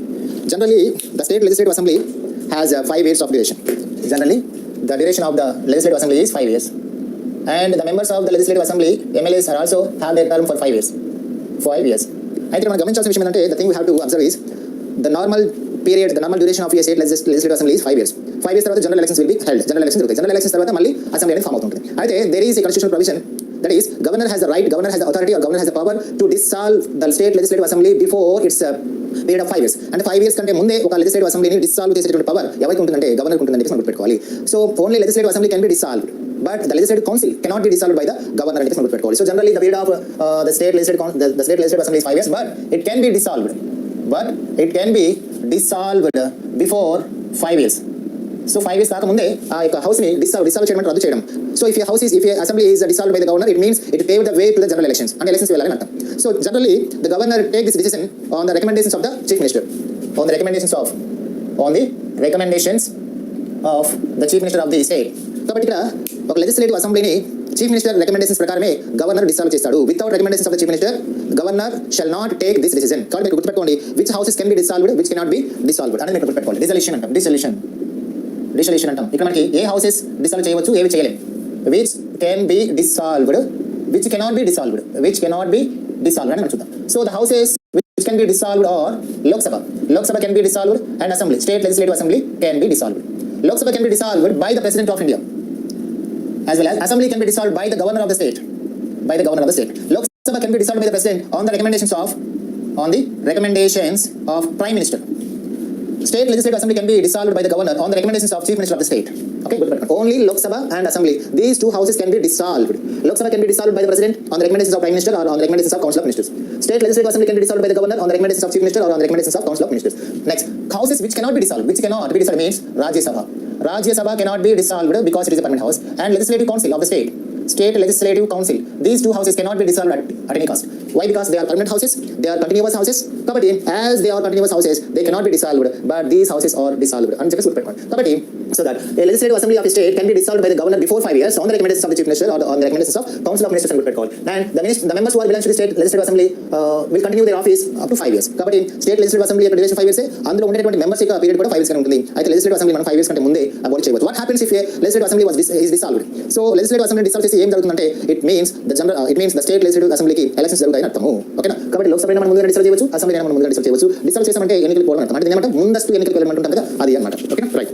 This is all about duration. Next, qualifications of members of state legislative assembly. Generally the general qualifications వచ్చేసి ఒక age విషయంలో తప్ప remaining are same to the legislative council members. So the members who are going to be elected by the people to the legislative assembly must complete 25 years of age. 25 years is ఖచ్చితంగా లేకపోతే definitely they are not eligible to the election of state legislative assembly. And they should be Indian citizens. They should be Indian citizens. ఖచ్చితంగా వాళ్ళకి Indian citizenship definitely ఉండాలి. Right? And they have to follow the rules and regulations of 1951 People's Representation Act అని చెప్పేసి మనం చెప్తాము. కాబట్టి peoples representation act ప్రకారం ఏదైతే ఉందో అది ఖచ్చితంగా వాళ్ళు పాటించాలి అని మనం చెప్తుంటాము. డెఫినెట్గా దాని వాళ్ళు కంప్లీట్ చేయాలని మనం చెప్తుంటాము. ఇక ఎలక్షన్ కమిషన్కి సంబంధించినటువంటి గైడ్ లైన్స్ ఏవైతే ఉంటాయో, నామినేషన్ ఫీజు కట్టాలి ఖచ్చితంగా. ఆ నామినేషన్ ఫీజు చేసేటప్పుడు నామినేషన్ డాక్యుమెంట్స్ సమర్పించాలి. నామినేషన్ వేసేటప్పుడు ఎలక్షన్ కమిషనర్ ముందు అంటే ఎలక్షన్ రిటర్నింగ్ ఆఫీసర్ ఏవైతే ఉంటారో ఆ రిటర్నింగ్ ఆఫీసర్ ముందు ఖచ్చితంగా ప్రమాణ స్వీకారం చేయాలి. ఎలక్షన్స్ ఫ్రీ అండ్ ఫెయిర్ జరిపిస్తారని, ఎలక్షన్ ఎటువంటి ఎలిగేషన్స్ తీసుకుని కాన్స్టిట్యూషన్ బద్ధంగా చేస్తామని చెప్పేసి నామినేషన్ వేసేటప్పుడు ప్రమాణ స్వీకారం చేయాలి. అదేవిధంగా 1951 పీపుల్స్ రిప్రజెంటేషన్ యాక్ట్ ప్రకారం ఏవైతే రూల్స్ అండ్ రెగ్యులేషన్స్ ఉన్నాయో వాటిని కంపల్సరీ ఫాలో అవ్వాలి. ఖచ్చితంగా నామినేషన్ ఫీజు ఖచ్చితంగా చెల్లించాలి. డిపాజిట్ ఫీజు చెల్లించడం. సో నామినేషన్ వేసేటప్పుడు a candidate should pay the deposit fee definitely అన్నమాట. డిపాజిట్ ఫీజు చెల్లించకపోతే డెఫినెట్గా ఆ క్యాండిడేట్స్కి మనకి ఇవ్వమన్నమాట. సో ఆ డిపాజిట్ ఫీజు ఎప్పుడు మనము చేయాలంటే నామినేషన్ వేసేటప్పుడు డెఫినెట్గా మన డిపాజిట్ ఫీజు చెల్లించాలి. ఆ డిపాజిట్ ఫీజుకి సంబంధించి వేరియేషన్ చాలా ఉంటుందన్నమాట. అంటే లోక్సభ మెంబర్స్ ఒక విధంగా ఉంటుంది డిపాజిట్ ఫీజు, అదేవిధంగా అసెంబ్లీ మెంబర్స్ ఒక విధంగా ఉంటుంది. సో డిపాజిట్ ఫీజు అనేది చాలా important. The members who are going to be elected as MLAs before submitting their nomination documents to the returning officer, they have to deposit some amount, that is deposit fees అని చెప్పేసి అంటాం. ఈ deposit fees ఎంత ఉంటుందంటే ఎమ్మెల్యేస్కి జనరల్గా nomination paper ఇచ్చినప్పుడు they have deposit some amount, that is deposit fee. ఎమ్మెల్యేస్కి అయితే కనుక ఇట్ ఈస్ జనరల్లీ 10,000 ఉంటుంది. 10,000 rupees has to be submit అనమాట. కాబట్టి 10,000 రూపీస్ ఖచ్చితంగా వాళ్ళు కట్టాలి. 10,000 రూపీస్ కనుక కట్టకపోతే వాళ్ళు తీసుకోవడం జరుగుతుంది అనమాట. రైట్, ఇది జనరల్ క్యాండిడేట్స్కి సంబంధించి. అదే కనుక ఎస్సీ కనుక అయితే అయితే కనుక డెఫినెట్గా దాంట్లో సగం 5,000 రూపీస్ కట్టాలని చెప్పేసి మనం డెఫినెట్గా గుర్తుపెట్టుకోవాలి.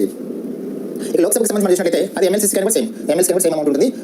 తర్వాత ఎస్సీకి రిజర్వేషన్ సేమ్ ఉండవు, ఇందులో మీరు గమనించాలి. తర్వాత లోక్సభ మెంబర్స్కి గమనించినట్లయితే లోక్సభ మెంబర్స్ అయితే కనుక డెఫినెట్లీ వాళ్ళు 25,000 రూపీస్ కట్టాలి. ఎస్సీకి అయితే కనుక మనము 12,500 రూపీస్ మాత్రం కట్టాలి. అదే రాజ్యసభకు అయితే కనుక 10,000 రూపీస్ కట్టాలి. జనరల్గా ఎస్సీకి అయితే కనుక అది 5,000గా ఉంటుందని చెప్పేసి మనం గుర్తుపెట్టుకోవాలి. కాబట్టి ఇక్కడ ఈ డిపాజిట్ ఫీజ్ అనేది డిఫరెంట్గా ఉంటుంది. మనం వాటిని ఖచ్చితంగా గుర్తుపెట్టిన ప్రయత్నం మనం చేయాలి. ఏపీ ఎలక్షన్ కమిషన్ కానీ సెంట్రల్ ఎలక్షన్ కమిషన్ ఏది ఉంటుందో ఆ ఎలక్షన్ కమిషన్కి సంబంధించిన మొత్తం మనం ఇక్కడ ప్రధానంగా చూపించుకోవచ్చు అనమాట. ఓకేనా? సో ఆ వెబ్సైట్ మనకి ఇవన్నీ కూడా ప్రధానంగా కనిపిస్తూ ఉంటాయి.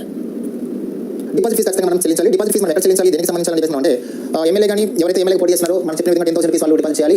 స్టేట్ ట్రెజరీలో కానీ ఆర్బీఐ మీద కానీ అమౌంట్ మొత్తం ట్రెజరీ మనం డిపాజిట్ చేయాలన్నమాట. డిపాజిట్ చేసిన తర్వాత MLA 10,000 rupees, general candidates 5,000 rupees, అదే ఎస్సీ 5,000 రూపీస్ మనం చేసుకోవాలి. ఇలా డిపాజిట్ ఫీజు కట్టిన తర్వాత ఎలక్షన్ జరుగుతాయి. ఎలక్షన్ జరిగిన తర్వాత ఎలక్షన్లో ఓట్లు వస్తాయి. ఆ ఓట్లు వచ్చిన తర్వాత ఆ ఓట్లలో 1/6 ఓట్స్ రాకపోతే 1/6 of total polled votes, if a candidate does not obtain 1/6 of total polled votes, it means he lose his deposit fees. కాబట్టి ఒక కాన్స్టిట్యుయెన్సీలో మొత్తం 100 ఓట్స్ పోల్ అయితే polled votes and valid votes అయితే ఈ 100 ఓట్స్లో అట్లీస్ట్ 6 ఓట్స్ కూడా తనకు రాకపోతే అప్పుడు దాన్ని ఏమంటారంటే డిపాజిట్ లాస్ అని చెప్పేసి అంటాము. అంటే డిపాజిట్ లాస్ అంటే తను నామినేషన్ వేసేటప్పుడు ఏదైతే మనం డిపాజిట్ ఫీజ్ పే చేస్తున్నామో ఆ డిపాజిట్ ఫీజ్ రిటర్న్ రాదు. If a candidate who gets 1/6 of total polled votes ఆ total valid votes, it means he gets his deposit fee. In case if a candidate who did not get 1/6 of total valid votes, it means he lost his deposit fees already paid. కాబట్టి మొత్తం ఓట్లు election జరిగిన తర్వాత ఆ మొత్తం ఓట్లలో ఎన్నైతే pole అవుతాయో, pole అయిన ఓట్లు ఎన్నైతే వ్యాలిడ్గా ఉంటాయో ఆ వ్యాలిడ్ ఓట్స్లలో 1/6 ఓట్స్ రావాలి. టోటల్ వ్యాలిడ్ ఓట్స్లలో 1/6 ఆఫ్ ఓట్స్ వస్తే తను కట్టినటువంటి డిపాజిట్ ఫీజ్ మళ్ళీ రిటర్న్ వస్తుంది. ఇన్ కేసు 1/6 ఓట్స్ రాకపోతే తను కట్టినటువంటి డిపాజిట్ ఫీజ్ అనేది రాదు. దాన్ని మనం ఏమంటాం డిపాజిట్ లాస్ అని చెప్పేసి అంటాం. So these are the qualifications అన్నమాట. డిస్క్వాలిఫికేషన్స్ మీన్స్ అతను ఖచ్చితంగా మానసికంగా ఫిట్గా ఉండాలి, శారీరకంగా ఫిట్గా ఉండాలి, అన్డిశ్చార్జ్ ఇన్సాల్వెంట్గా ఉండకూడదు. ఇవి మనం చెప్తున్నాం కదా. కాబట్టి మంచి అంటే బాడీ మైండ్ రెండు పర్ఫెక్ట్గా ఉండాలి. అన్డిశ్చార్జ్డ్ ఇన్సాల్వెంట్గా ఉండకూడదు, అంటే ఎవరికి కూడా డబ్బులు ఎగ్గొట్టి ఐపీ పెట్టి ఉండకూడదు. వేరే కంట్రీ యొక్క సిటిజన్షిప్ తీసుకుని ఉండకూడదు. మన ఇండియన్ సిటిజన్షిప్ వదులుకొని ఉండకూడదు. 1951 పీపుల్స్ రిప్రజెంటేషన్ యాక్ట్ ప్రకారం మిగతా కంటిన్యూ చేయాలి, ఫాలో అవ్వాలి. ఇలాంటి మనం సో మన ఎమ్మెల్సీ గురించి చెప్పుకున్నాము అవన్నీ. So all the qualifications and disqualifications are suitable to be implied by the legislative assembly members except age. So age అనేది మాత్రమే డిఫరెంట్ ఉంటుంది, మిగతా సేమ్ అన్నమాట. So these are the qualifications and disqualifications of the legislative members. Next oath and affirmation. So generally, when a person is elected as an MLA, then his oath and his affirmation are administered by a member on the behalf of the governor. కాబట్టి వాళ్ళు as usual గా వాళ్ళు ఎమ్మెల్యేగా గెలిచిన తర్వాత వాళ్ళ ప్రమాణ స్వీకారం ఎవరి సమక్షంలో జరుగుతుందంటే as usual as per constitution కనుక their oath and affirmations are administered by the governor. But వాళ్ళు హౌస్ లో ఉంటారు కాబట్టి హౌస్ కి గవర్నర్ కొన్ని సందర్భాల్లో వెళ్ళారు కాబట్టి on the behalf of the governor, the assembly speaker will administer the oath and affirmation of the MLAs. So oath and affirmation of the legislative assembly members is administered by speaker of the assembly. So speaker of the assembly administers the oath and affirmation of the members on behalf of the governor అని మనం చెప్తాము. So oath and affirmation of MLAs are administered by speaker of the assembly. It means he is doing its duty on the behalf of the governor అని మనం చెప్తాము. Next, presiding officers of the legislative assembly. Next topic is presiding officers of state legislative assembly. Presiding officers means the heads of the house, who runs the house అన్నమాట. So ఇక్కడ మనం legislative constitution చెప్పినప్పుడు ఏవైతే చెప్పుకున్నామో chairman, deputy chairman, council chairman, అలాగే ఇక్కడ కూడా ఉంది అన్నమాట. So next presiding officers of state legislative assembly. Okay, there are 4 types of presiding officers we can see in the state legislative officers. Presiding officers, there are 4 types of presiding officers we can see in state legislative assembly. They are pro tem speaker, first one pro tem speaker, second one is assembly speaker, state assembly speaker, third one deputy speaker, assembly deputy speaker, fourth one assembly panel speakers. Right. So there are 4 types of presiding officers are there in the state legislative assembly. They are pro tem speaker, assembly speaker, assembly deputy speaker, and panel speakers. Coming to the first one, pro tem speaker. Pro tem speaker is generally appointed by the governor of the state. So why a pro tem speaker is appointed by the governor of the state అంటే మనం first చూద్దాం. ఒక election జరుగుతుంది. Election జరిగిన తర్వాత ఎమ్మెల్యేలు అందరూ elect అవుతారు. ఎలక్ట్ అయిన తర్వాత ఆ ఎమ్మెల్యేలలో ఒకరిని స్పీకర్గా, ఒకరిని డిప్యూటీ స్పీకర్గా మనం ఎన్నుకోవాలి. అంటే అక్కడ there should be some election process. అక్కడ ఒక ఎలక్షన్ ప్రొసీజర్ అనేది ఉంటుంది. ఆ ఎలక్షన్ ప్రొసీజర్ని ఎవరు జరిపించాలి అనేది ప్రశ్న. సో మనకి 175 ఎమ్మెల్యేస్ మన ఆంధ్రప్రదేశ్లో 175 ఎమ్మెల్యేస్ వేరే పార్టీస్ నుంచి ఎలక్ట్ అవుతారు. వాళ్ళందరూ ఇక్కడ కూర్చున్నారు. వాళ్ళలో ఒకరిని స్పీకర్గా, ఒకరిని డిప్యూటీ స్పీకర్గా, కొంతమంది ప్యానల్ స్పీకర్గా మనం ఎలక్ట్ చేయాలి. ఆ ప్రాసెస్ ఎవరు చేయాలి, ఆ ప్రొసీజర్ ఎవరు చేయాలి అనే దానికి answer pro tem speaker. Pro tem speaker is a person who is elected by the governor from the house members. Actually, he should be the senior member of the house. So governor of the state appoints a senior member of the house as a pro tem speaker to conduct to conduct the election for the speaker, deputy speaker and panel speakers. కాబట్టి speaker కి సంబంధించి deputy speaker కి సంబంధించి election జరిపించడానికి తాత్కాలికంగా టెంపరీగా ఏర్పడేటువంటి ఒక speaker మనం ప్రోటెం స్పీకర్ అని అంటాం. So pro tem speaker, the concept of pro tem speaker is inspired from France నుంచి మనకి తీసుకోవడం జరిగింది. కాబట్టి ఈ pro tem speaker is senior member, generally అంటే సీనియర్ అవ్వాల్సిన పని లేదు, but as per one convention, ఒక సంప్రదాయం ప్రకారం the senior most member of the house is appointed by the governor as protem speaker, and the oath of the protem speaker is administered by the governor. Protem speaker చేత ఎవరు ప్రమాణ స్వీకారం చేస్తారంటే the governor is administered the oath of the protem speaker. What is the main duty of protem speaker? Protem speaker conducts election for the speaker and deputy speaker post. Speaker and deputy speaker post. కాబట్టి హౌస్లో ఉన్నటువంటి members నుంచి ఒకరిని స్పీకర్గా ఇంకొక deputy స్పీకర్గా elect చేయడం కోసం ఆ ఎలక్షన్ ప్రాసెస్ మొత్తాన్ని ఎవరు కండక్ట్ చేస్తారంటే ప్రోటెం స్పీకర్ కండక్ట్ చేస్తారు. కండక్ట్ చేసిన తర్వాత when a new speaker is elected, when a new deputy speaker is elected, then the protem speaker functions are completed. Complete అయిన తర్వాత అతను వెళ్ళి యాజ్ యూజువల్గా హౌస్లో కూర్చుంటాడు, యాజ్ యూజువల్గా ఒక మెంబర్ గానే కంటిన్యూ అవుతాడు. కాబట్టి ప్రోటెం స్పీకర్ అనేటువంటి పదవి ఓన్లీ 3 or 4 days మాత్రమే ఉంటుంది. So it is very short term post. Next assembly speaker. Assembly speaker is the main presiding officer of the house. He is the mouthpiece of the house. He is the mouthpiece of the house. అతను వెళ్ళి as యూజువల్గా హౌస్లో కూర్చుంటాడు, as యూజువల్గా ఒక member గానే continue అవుతాడు. కాబట్టి ప్రోటెం స్పీకర్ అనేటువంటి కాబట్టి ఈ pro tem speaker is senior member, generally అంటే సీనియర్ అవ్వాల్సిన పని లేదు, but as per one convention, ఒక సంప్రదాయం ప్రకారం the senior most member of the house is appointed by the governor as protem speaker, and the oath of the protem speaker is administered by the governor. Protem speaker చేత ఎవరు ప్రమాణ స్వీకారం చేస్తారంటే the governor is administered the oath of the protem speaker. What is the main duty of protem speaker? Protem speaker conducts election for the speaker and deputy speaker post. Speaker and deputy speaker post. కాబట్టి హౌస్లో ఉన్నటువంటి members నుంచి ఒకరిని స్పీకర్గా ఇంకొక deputy స్పీకర్గా elect చేయడం కోసం ఆ ఎలక్షన్ ప్రాసెస్ మొత్తాన్ని ఎవరు కండక్ట్ చేస్తారంటే ప్రోటెం స్పీకర్ కండక్ట్ చేస్తారు. కండక్ట్ చేసిన తర్వాత when a new speaker is elected, when a new deputy speaker is elected, then the protem speaker functions are completed. Complete అయిన తర్వాత అతను వెళ్ళి యాజ్ యూజువల్గా హౌస్లో కూర్చుంటాడు, యాజ్ యూజువల్గా ఒక మెంబర్ గానే కంటిన్యూ అవుతాడు. కాబట్టి ప్రోటెం స్పీకర్ అనేటువంటి పదవి ఓన్లీ 3 or 4 days మాత్రమే ఉంటుంది. So it is very short term post. Next assembly speaker. Assembly speaker is the main presiding officer of the house. He is the mouthpiece of the house. He is the mouthpiece of the house. Right, and he is the main presiding officer of the house. So he is elected by the house. He is elected by the house members. By the house members. So the election of assembly speaker is conducted by the protem speaker, but the house members elects generally the legislative assembly speaker. So for legislative assembly speaker there is no procedure of oath and affirmation. Speaker కి సంబంధించి ఎటువంటి oath or affirmation లాంటి process ఉండదు. ఓకేనా? So once he elected as a speaker of assembly, then he has to resign to the membership of his party. So party membership ఏదైతే ఉంటుందో ఆ party membership కి ఇతను రాజీనామా చేయాలి. ఓకేనా? Next deputy speaker. Deputy speaker is also a member of the house and he is elected by the members, house members. He is also elected by the house members. అతను కూడా oath అనేది ఉండదు అన్నమాట. Right, panel speakers. So 6 or 7 members from the house, 6 or 7 members of the house, or speaker కి సంబంధించి ఎటువంటి oath or affirmation లాంటి process ఉండదు. ఓకేనా? So once he elected as a speaker of assembly, then he has to resign to the membership of his party. So party membership ఏదైతే ఉంటుందో ఆ party membership కి ఇతను రాజీనామా చేయాలి. ఓకేనా? Next deputy speaker. Deputy speaker is also a member of the house and he is elected by the members, house members. He is also elected by the house members. అతను కూడా oath అనేది ఉండదు అన్నమాట. Right, panel speakers. So 6 or 7 members from the house, 6 or 7 members of the house are elected as panel group. So ఈ panel group లో 6 members కానీ 7 members కానీ ఉంటారు. వీళ్ళు ఏం చేస్తారంటే when speaker and deputy speaker are absent to the house, then one of the panel speakers of the house take charge of the house to run it అన్నమాట. కాబట్టి panel speakers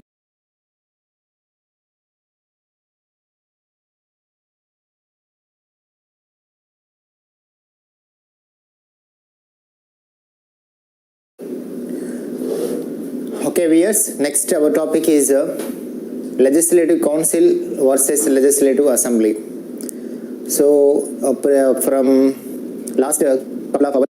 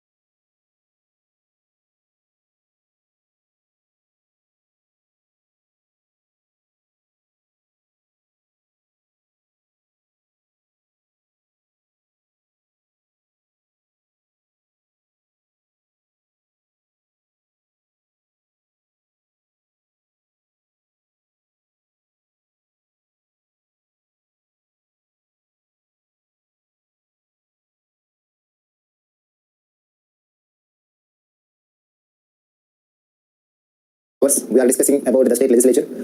so ఈ state లెజిస్లేచర్లో మనము assembly గురించి discuss చేసాం, council గురించి discuss చేసాం. ఇక్కడ ఈ వీడియోలో వాటి మధ్య ఉన్నటువంటి డిఫరెన్సెస్, వాటి మధ్య ఉన్నటువంటి కంపారిజన్ మొత్తం ఒక టేబుల్ మనం చూద్దాం. అంటే ఒక ఓవర్ లుక్ అనమాట, overall view. What is legislative assembly, what is legislative council, వాటి మధ్య కంపారిజన్స్ ఏంటి, వాటి మధ్య డిఫరెన్సెస్ ఏంటి అనేది మనం ఒక టేబుల్ రూపంలో ఇట్లా ఒక మైండ్ మ్యాప్ రూపంలో చూసి చేద్దాం. ఇది ఆల్రెడీ మనం తెలుసుకున్నాం, already have discuss this topic already. But here legislative council and legislative assembly రెండు మనము ఒక దగ్గర తీసుకొచ్చి వాటిని కంపేర్ చేసుకుంటూ మాట్లాడుకున్నాం. Okay, serial number, component, legislative council and legislative assembly. Okay, ఇక్కడ మనం డిఫరెన్సెస్ కానీ కంపారిజన్స్ కానీ ఏమి ఉన్నాయి చూద్దాం. First number 1, serial number 1, component సంబంధించి first right we discuss first one is composition. What is the composition of legislative council and what is the composition of legislative assembly? For the legislative council, what is its composition? It is composed by, legislative council is composed by MLCs. Legislative council is composed by MLCs. They are member of legislative council. Okay, and coming to this one, legislative assembly is composed by MLAs. MLAs means member of legislative assembly. Okay, అంటే legislative council లో MLC ఉంటారు, legislative assembly లో MLA ఉంటారు. Next coming to this second one, right, procedure of election or method of election. Right, MLCs who are the members of legislative council, they are elected by some specific electoral colleges. They are elected by electoral colleges. These electoral colleges are consisting of graduates, their teachers, representatives of local body representatives, MLAs, and by governor, nominated members by governor. Right, important. So the method of election of legislative council is, legislative council lo unnatundi MLCs evertunnaro, all these MLCs are elected by the electoral colleges. The electoral college consisting of teachers or consisting of graduates, consisting of MLAs, consisting of local body representatives, and some members nominated by the governor. So all these MLAs are elected by these electoral college members in an indirect way. They are elected indirectly. This is important. MLCs are elected indirectly. Whereas coming to this one, legislative assembly members means MLAs. They are elected by the people or the voters of the state. Based on universal franchise. What is universal franchise? Universal franchise means the persons or the citizens who completes 18 years of age have the right to vote in elections is called universal franchise. Universal franchise means providing voting right to the people based on their age.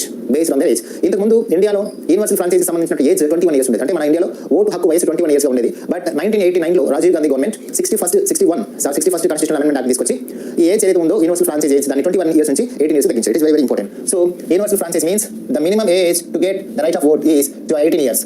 At present it is 18 years. అయితే ఇంతకు ముందు 21 years ఉంది. ఈ 21 years నుంచి 18 years కి ఓటు హక్కును ఎవరు తగ్గించారంటే Rajiv Gandhi government by 61st constitutional amendment act in 1989. Okay, అది గుర్తుపెట్టుకోండి. Next, so it means MLCs are elected indirectly, MLAs are elected directly. That's why MLAs are the representatives of the people of the society. Right. Next, third component,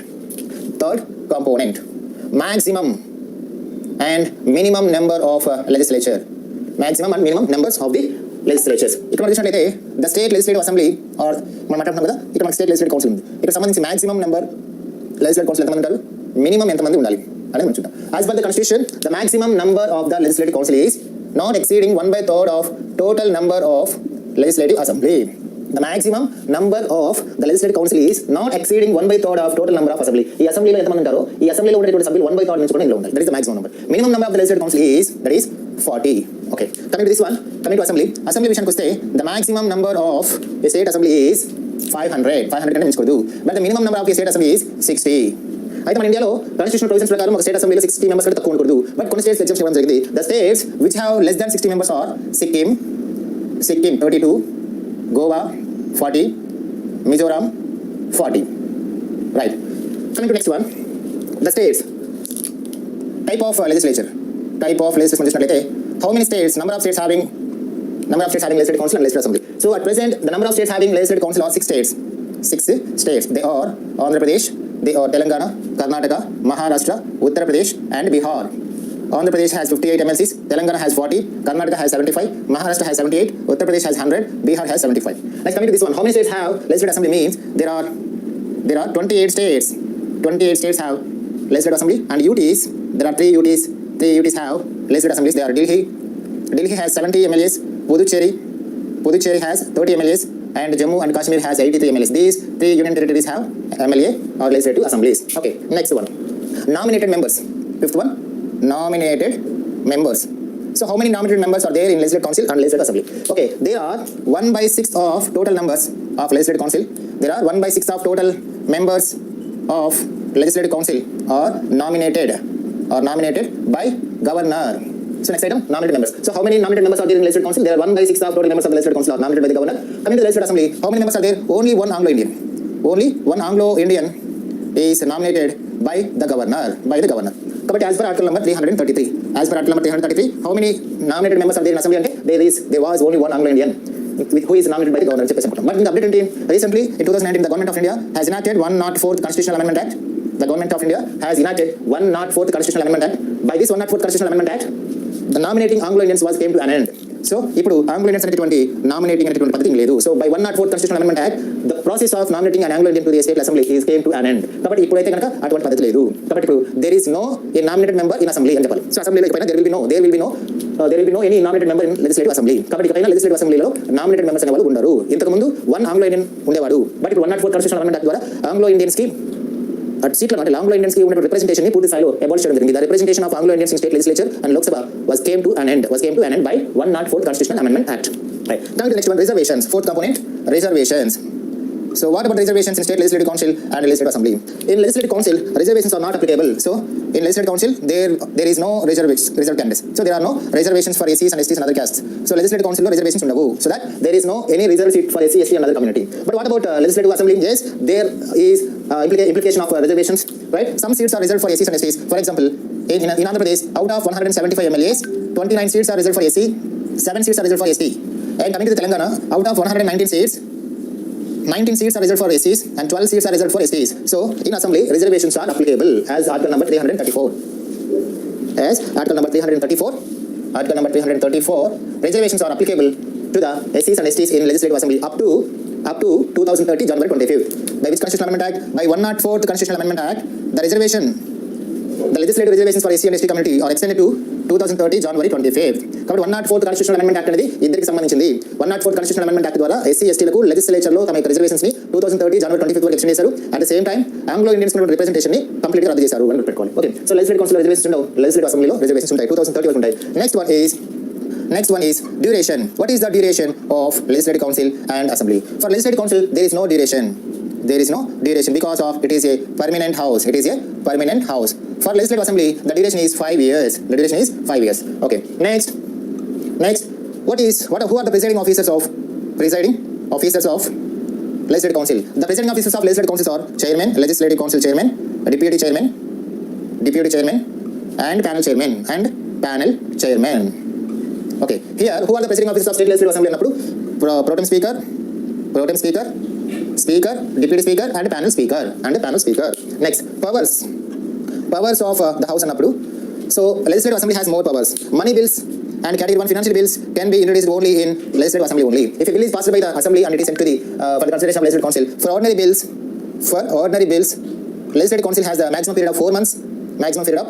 For money bills, it has only 14 days period to pass the bill or to stay on. Right, powers. So ఒక bill ని legislative assembly pass చేసి పంపించిన తర్వాత ordinary bill అయితే 4 months వరకు పెట్టుకోవచ్చు, money bills అయితే only 14 days వరకు కూడా పెట్టుకోవచ్చు అని చెప్పవచ్చు. ఇక other names of the house,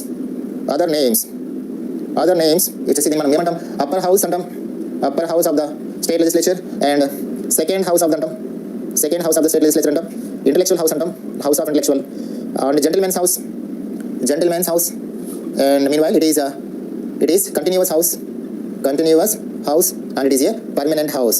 So ఏమన్నా రకరకాల పిలుస్తాం. Coming to the legislative assembly, the other names of legislative assembly, meanwhile, 25 years legislative council, directly elected by teacher,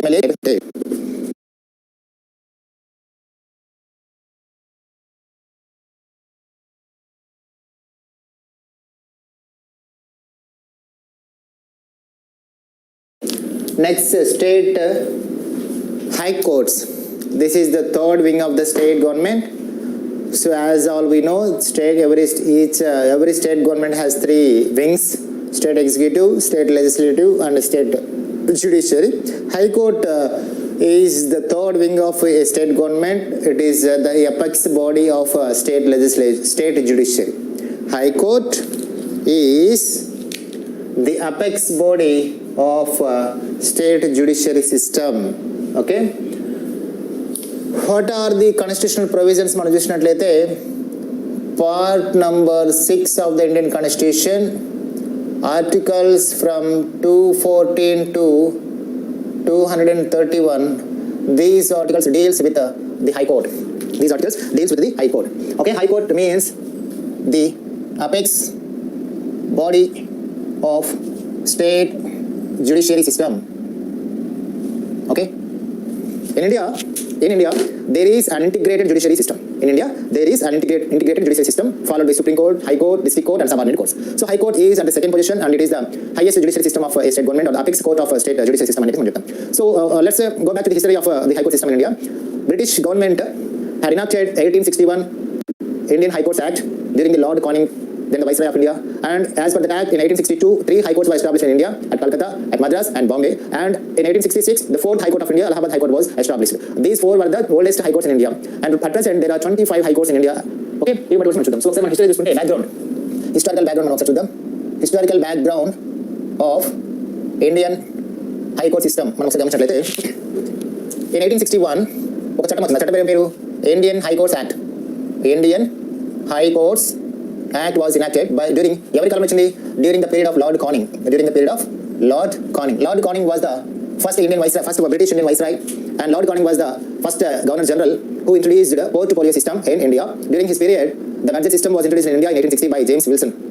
Okay, and the first Income Tax Act was enacted in the same year in 1861. Okay, I mean basic points. But in 1861, Indian High Courts Act was enacted by the British Parliament, and as per this act, in 1862, 3 High Courts were established. 3 High Courts were established in India. They are, the first High Court in India was High Court of Calcutta at Calcutta, and High Court at Madras, High Court at Bombay. For 3 presidencies, 3 High Courts were established in the year of 1862, and in 1866, the 4th High Court of India, Allahabad High Court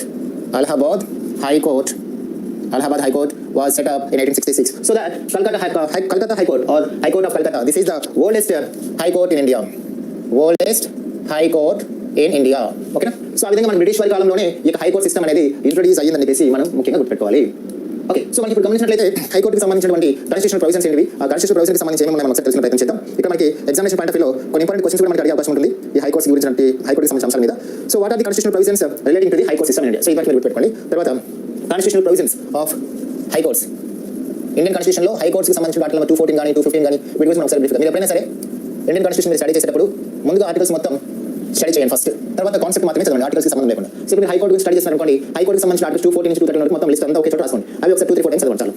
తర్వాత concept చదివేటప్పుడు concept దగ్గర మీరు articles దగ్గర వాడదు, ఎందుకంటే confuse అయిపోతారు. ఇక్కడ articles మీద మనకి క్వశ్చన్స్ దగ్గర రావడం 1 or 2 క్వశ్చన్స్ మాత్రం, ప్రతి క్వశ్చన్ కాన్సెప్ట్ ఓరియంటెడ్ వెళ్తున్నారు కాబట్టి ముందు ఆర్టికల్స్ మొత్తం చూడండి, తర్వాత డైరెక్ట్గా మిగతా కాన్సెప్ట్ చదివేటప్పుడు కాన్సెప్ట్ వాటి పరిమితం, ఆర్టికల్స్ మీద లింక్ పెట్టుకోవద్దు, ఇంపార్టెంట్ ఆర్టికల్స్ తప్ప. So now let us have a look at constitutional provisions of Indian High Court system.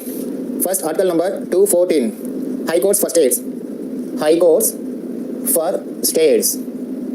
So it means, as per article number 214, each state in India has a high court అని చెప్పి చెప్తారు అన్నమాట. అంటే ప్రతి రాష్ట్రానికి ఒక court ఉండాలి, ఒక హై కోర్టు ఉండాలని చెప్పేసి ప్రొవిజన్ నెంబర్ 214 మనకు చెప్తుంది. అయితే ఆర్టికల్ నెంబర్ 214 ప్రకారం right not present each state don't have its individual high court. మన దేశంలో ఇప్పుడు ప్రతి 28 స్టేట్స్ ఉంటే 28 స్టేట్కి 28 హై కోర్ట్స్ కానీ 8 యూనియన్ టెరిటరీస్ ఉంటే 8 యూనియన్ టెరిటరీస్కి సంబంధించి 8 హై కోర్ట్స్ లేవు.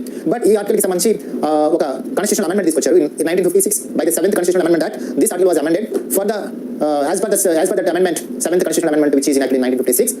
A high court could be promoted as a common high court for 2 or more states అని చెప్పేసి ఒక కాన్స్టిట్యూషనల్ అమెండ్మెంట్ యాక్ట్ తీసుకొచ్చారు. కాబట్టి ఈ కాన్స్టిట్యూషనల్ అమెండ్మెంట్ యాక్ట్ 7 ప్రకారం ఒక స్టేట్కి ఒక హైకోర్టే ఉండొచ్చు, లేదా కొన్ని సందర్భాల్లో ఒకే హైకోర్టు 2 లేదా అంతకంటే ఎక్కువ స్టేట్స్కి కామన్ హైకోర్టు కూడా ఉండొచ్చు అని చెప్పడం జరుగుతుంది. సో మన ఇప్పుడు మన ఇండియాలో మనం total 25 high courts in India.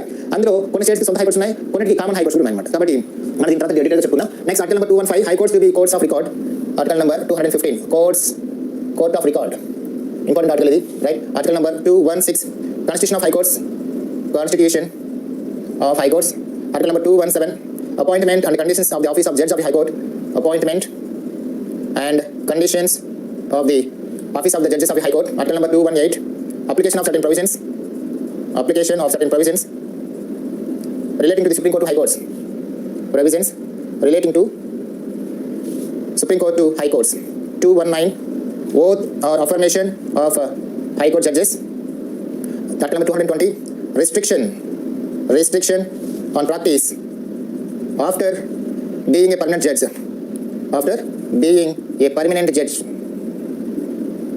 Article number 221, salaries of judges.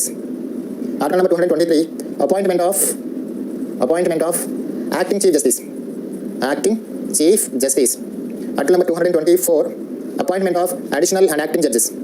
Additional and acting judges. Important. 224A is very, very important. 224A, appointment of retired judges at sitting of high courts. Appointment of retired judges at sitting of high courts. At sittings of high courts. Article number 225, jurisdiction of high courts in India. 226, power of high courts to issue certain writs.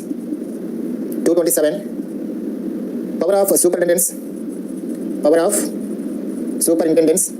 overall courts of the high court. 228, transfer of certain cases to high court.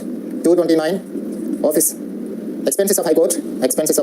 230, extension of jurisdiction of the AP high court. 231, establishment of a common high court. Right, మనం చూసామంటే these are the constitutional provisions regarding to the high court. ఇక్కడ మనకి important articles అని చెప్తాను. Article number 214 is important, high courts for states. 2115 is important, court of high courts as court of record. 216 is important, constitution of high court. Next, article number 223 is important, appointment of acting chief justice. In the meanwhile, 224 is important, appointment of additional and acting judges. And 224A, appointment of retired judges at sittings of high court. 225 is important, jurisdiction of the high court. Next, 226 is important, writs, the power of high court to issue some writs. Next, 231 is important, common high court, very, very important. Common high court. కాబట్టి ఇక్కడ article number 214 కి right, article number 231 కి link ఉందన్నమాట. Article number 214 కి article number 231 కి link ఉంది. Article number 214 మనకి ఏం చెప్తుంది? Every state shall have a high court అని చెప్పేసి చెప్తుంది. బట్ 231 ఏం చెప్తుంది?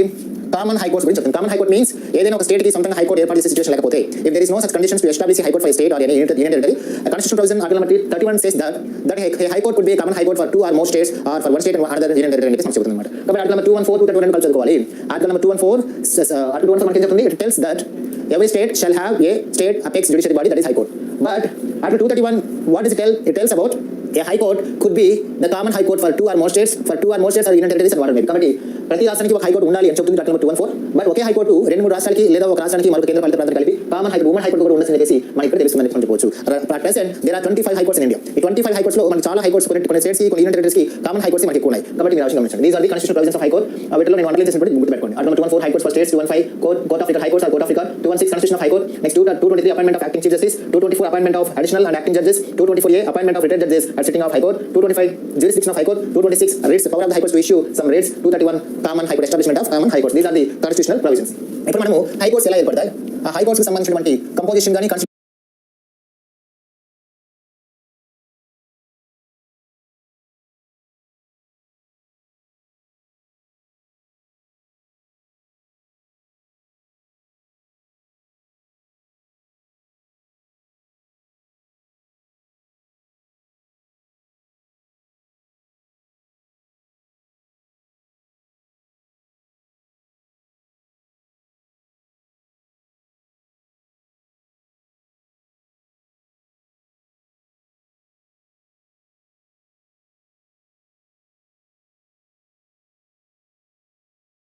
కాన్స్టిట్యూషన్ ఏ విధంగా ఉంటుంది, వాటి స్ట్రక్చర్ ఏ విధంగా ఉంటుంది, ఇవి మనం ఒకసారి తెలుసుకుందాం. Very very important.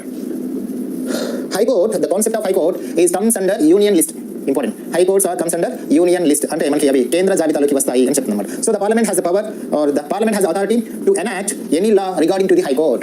కాబట్టి హై కోర్ట్ అనేటువంటి అంశం ఏదైతే ఉందో అది యూనియన్ గవర్నమెంట్ పరిధిలోకి వస్తుంది. కాబట్టి దాని మీద ఎవరైనా చట్టం చేయాలంటే ఎవరికి ఉంటుంది? Only the parliament has the authority to enact any law regarding to the high court.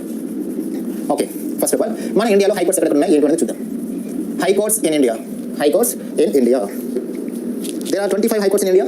At present, high courts in India.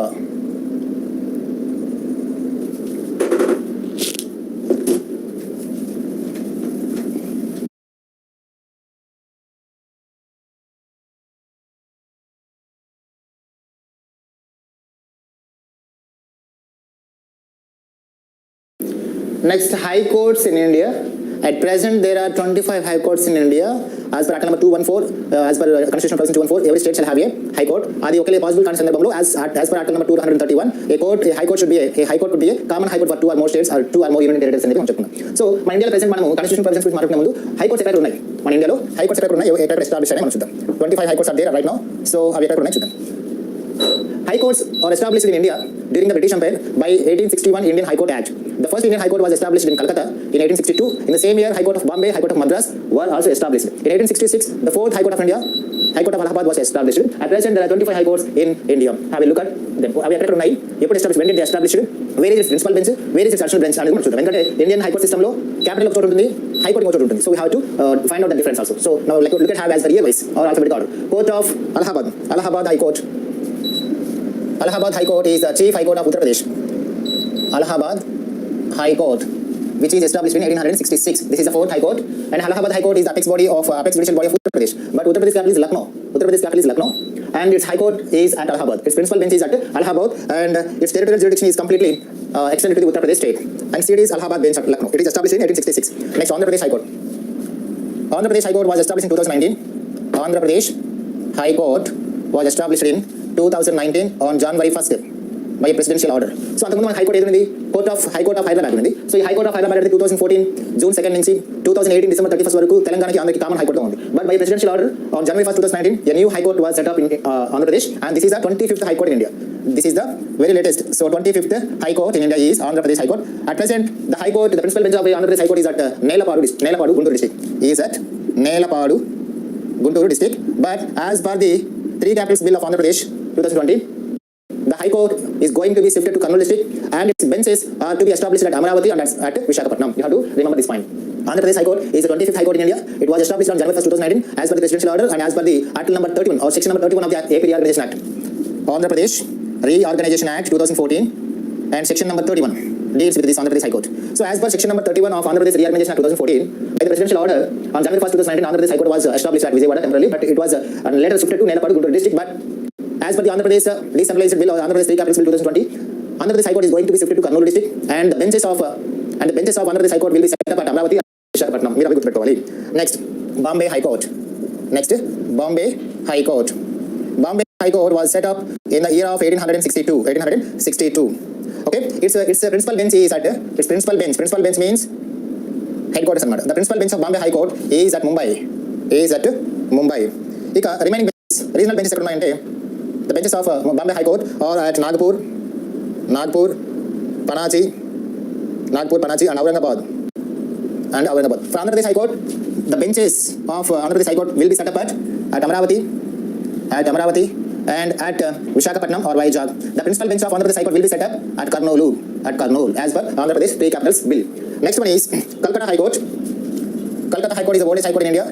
Calcutta High Court was established in 1862. This is the oldest high court in India. Okay, its principal bench is at Calcutta. And a circuit bench at Port Blair.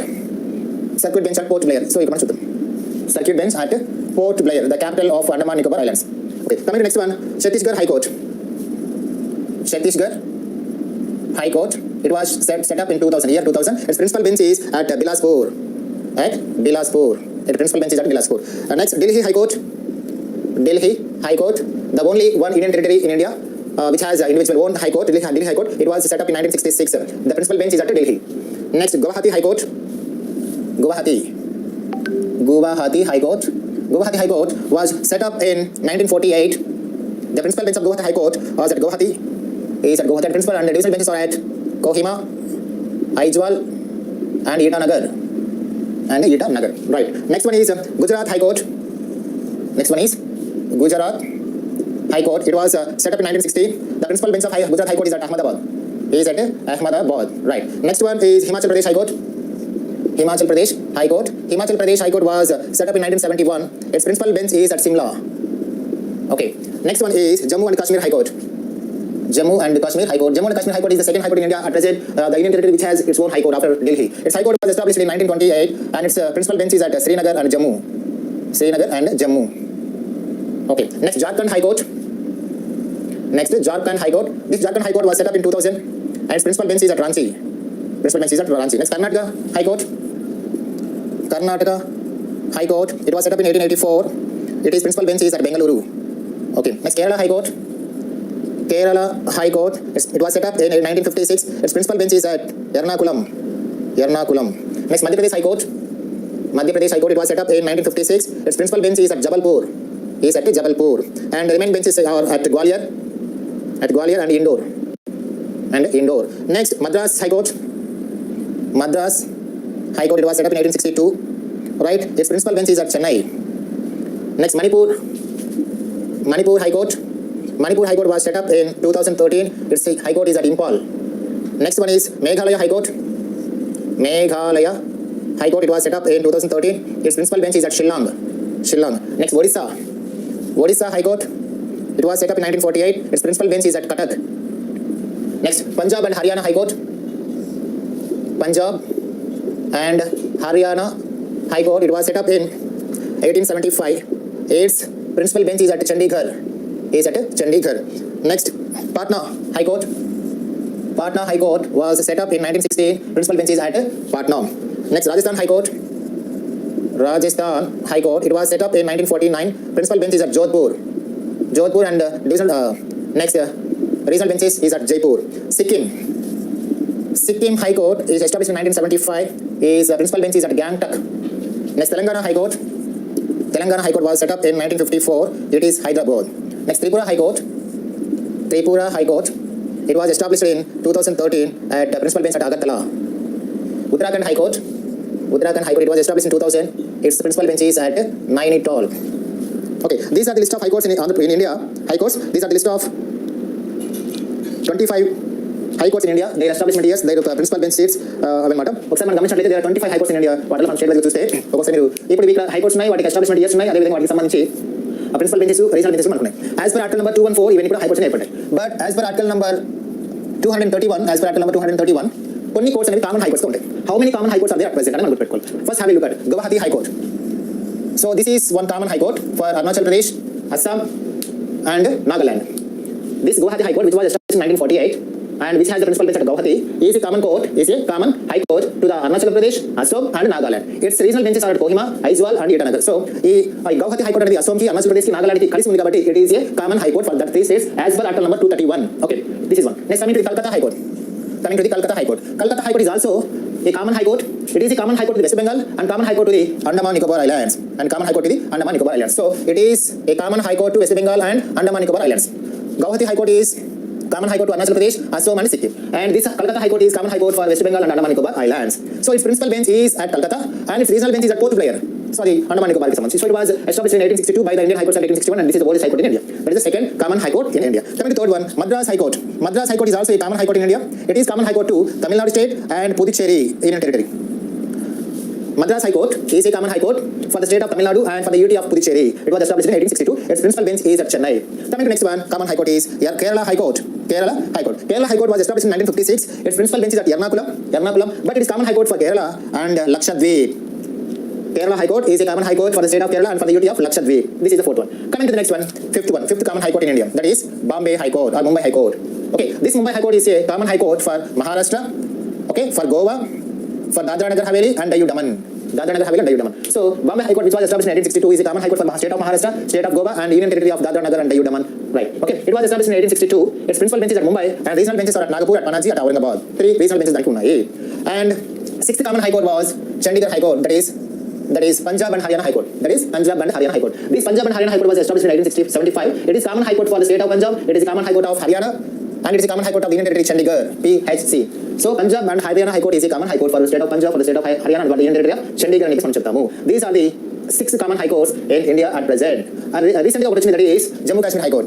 So in 2019 on October 31st when Jammu Kashmir Reorganization Act was came into existence, Jammu Kashmir was bifurcated into two union territories, that is Jammu Kashmir Union Territory and Ladakh Union Territory. So already in 1928 Jammu Kashmir High Court was established. Now this Jammu Kashmir High Court is a common high court for Jammu Kashmir and Ladakh, and it is a common high court for Jammu Kashmir and Ladakh.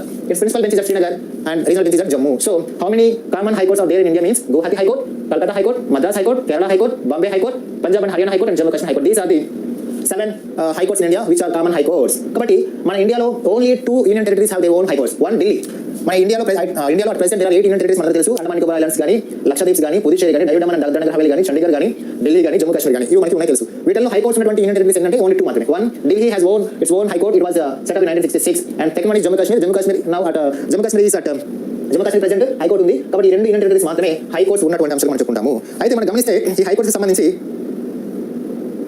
చూసినట్లయితే ఏ హైకోర్టులో ఎంతమంది judges ఉన్నారు అంటే మనం ఒకసారి గమనిస్తే ఇప్పుడు at present 2021లో మనం ఉన్నాం. సో ఓవరాల్గా చూస్తే మన ఇండియాలో 1079 హైకోర్టు జడ్జెస్ మనకు ఉన్నారు. వీళ్ళలో ఎక్కువ మంది హైకోర్ట్స్ ఉన్నటువంటి హైకోర్టు ఏంటంటే Allahabad high court. Allahabad high court at present మనకి టోటల్గా 160 జడ్జెస్ ఉన్నారనమాట. అంటే ఇది మాక్సిమం ఫిగర్, కరెంట్ జడ్జెస్ కాదన్నమాట, కరెంట్ జడ్జెస్ కాదు. సో ఓవరాల్గా మాక్సిమం ఫిగర్ ప్రతి హైకోర్టుకి maximum number of high court judges అని ఉంటుంది. సో మిగతా అన్నిటి కోసుకుంటే అలహాబాద్ హైకోర్టులో 160 ఉండాలి. సో ప్రెసెంట్ అయితే 76 మెంబర్స్ పర్మనెంట్ జడ్జెస్, 84 మెంబర్స్ వచ్చేసి అడిషనల్ జడ్జెస్ అని చెప్పేసి 160 జడ్జెస్ మనకి కనిపిస్తున్నారు అనమాట. సో చాలా హైయెస్ట్ ఎక్కువ మంది జడ్జెస్ ఉన్నటువంటి హైకోర్టు అదొకటి అనేది మనం చెప్తాం. ఓవరాల్గా చూసుకుంటే మన ఇండియాలో మొత్తం ఇప్పుడు ప్రెసెంట్ అన్ని 25 హైకోర్టుకు సంబంధించి 1079 judges are there. 1079 judges are there ఈ 25 హైకోర్టుకు సంబంధించి. ఈ 1079 జడ్జెస్లో 771 జడ్జెస్ వచ్చి పర్మనెంట్, 308 జడ్జెస్ వచ్చేసి అడిషనల్ జడ్జెస్ అని చెప్పేసి మనం గుర్తుపెట్టుకోవాలి. ఇక ఏ హైకోర్టులో ఎంతమంది ఉన్నారని మనం గుర్తుపెట్టుకోవాల్సిన అవసరం లేదు. సో ఎక్కువ మనం గుర్తుపెట్టుకోవాలి. ఇవి జనరల్గా మన అంశం. కాబట్టి మనం చాలా స్టేట్లో అబ్జర్వ్ చేస్తే స్టేట్ క్యాపిటల్ ఒక చోటు ఉంది, హైకోర్టు ప్రిన్సిపల్ బెంచ్ ఒక చోటు ఉంది. ఫర్ ఎగ్జాంపుల్ కేరళ చూడండి, Kerala capital is Thiruvananthapuram, but high court is at Ernakulam. అంటే హైకోర్టు ఒక చోటు ఉంది, క్యాపిటల్ ఒక చోట ఉంది. Next coming to the Odisha capital is Bhubaneswar, but the High Court is at Cuttack. Capital of Odisha is Bhubaneswar, but its High Court is at Cuttack. So capital వేరేగా ఉంది, High Court కూడా వేరే విధంగా ఉందన్నమాట. So Andhra Pradesh చూడండి, Andhra Pradesh high court ఆ టర్మ్లో ఉంది అండ్ అంటే రాబోతూ ఉంది. అండ్ ఆంధ్రప్రదేశ్ క్యాపిటల్ వచ్చేసి విశాఖపట్నంలో ఉంది. సో ఇవి కూడా వేరేగా ఉన్నాయి. Next coming to next one, Uttar Pradesh capital Lucknow, but its high court is at Allahabad. Uttarakhand చూడండి, Uttarakhand capital Dehradun, but its high court is at Nainital. Right, okay. Next Rajasthan capital is Jaipur, but its principal bench of high court is at Jodhpur. ఓకేనా. ఇలా Chhattisgarh capital మనకి తెలుసు Raipur, but దానికి high court వచ్చేసి బిలాస్పూర్లో ఉంది. ఓకేనా. Next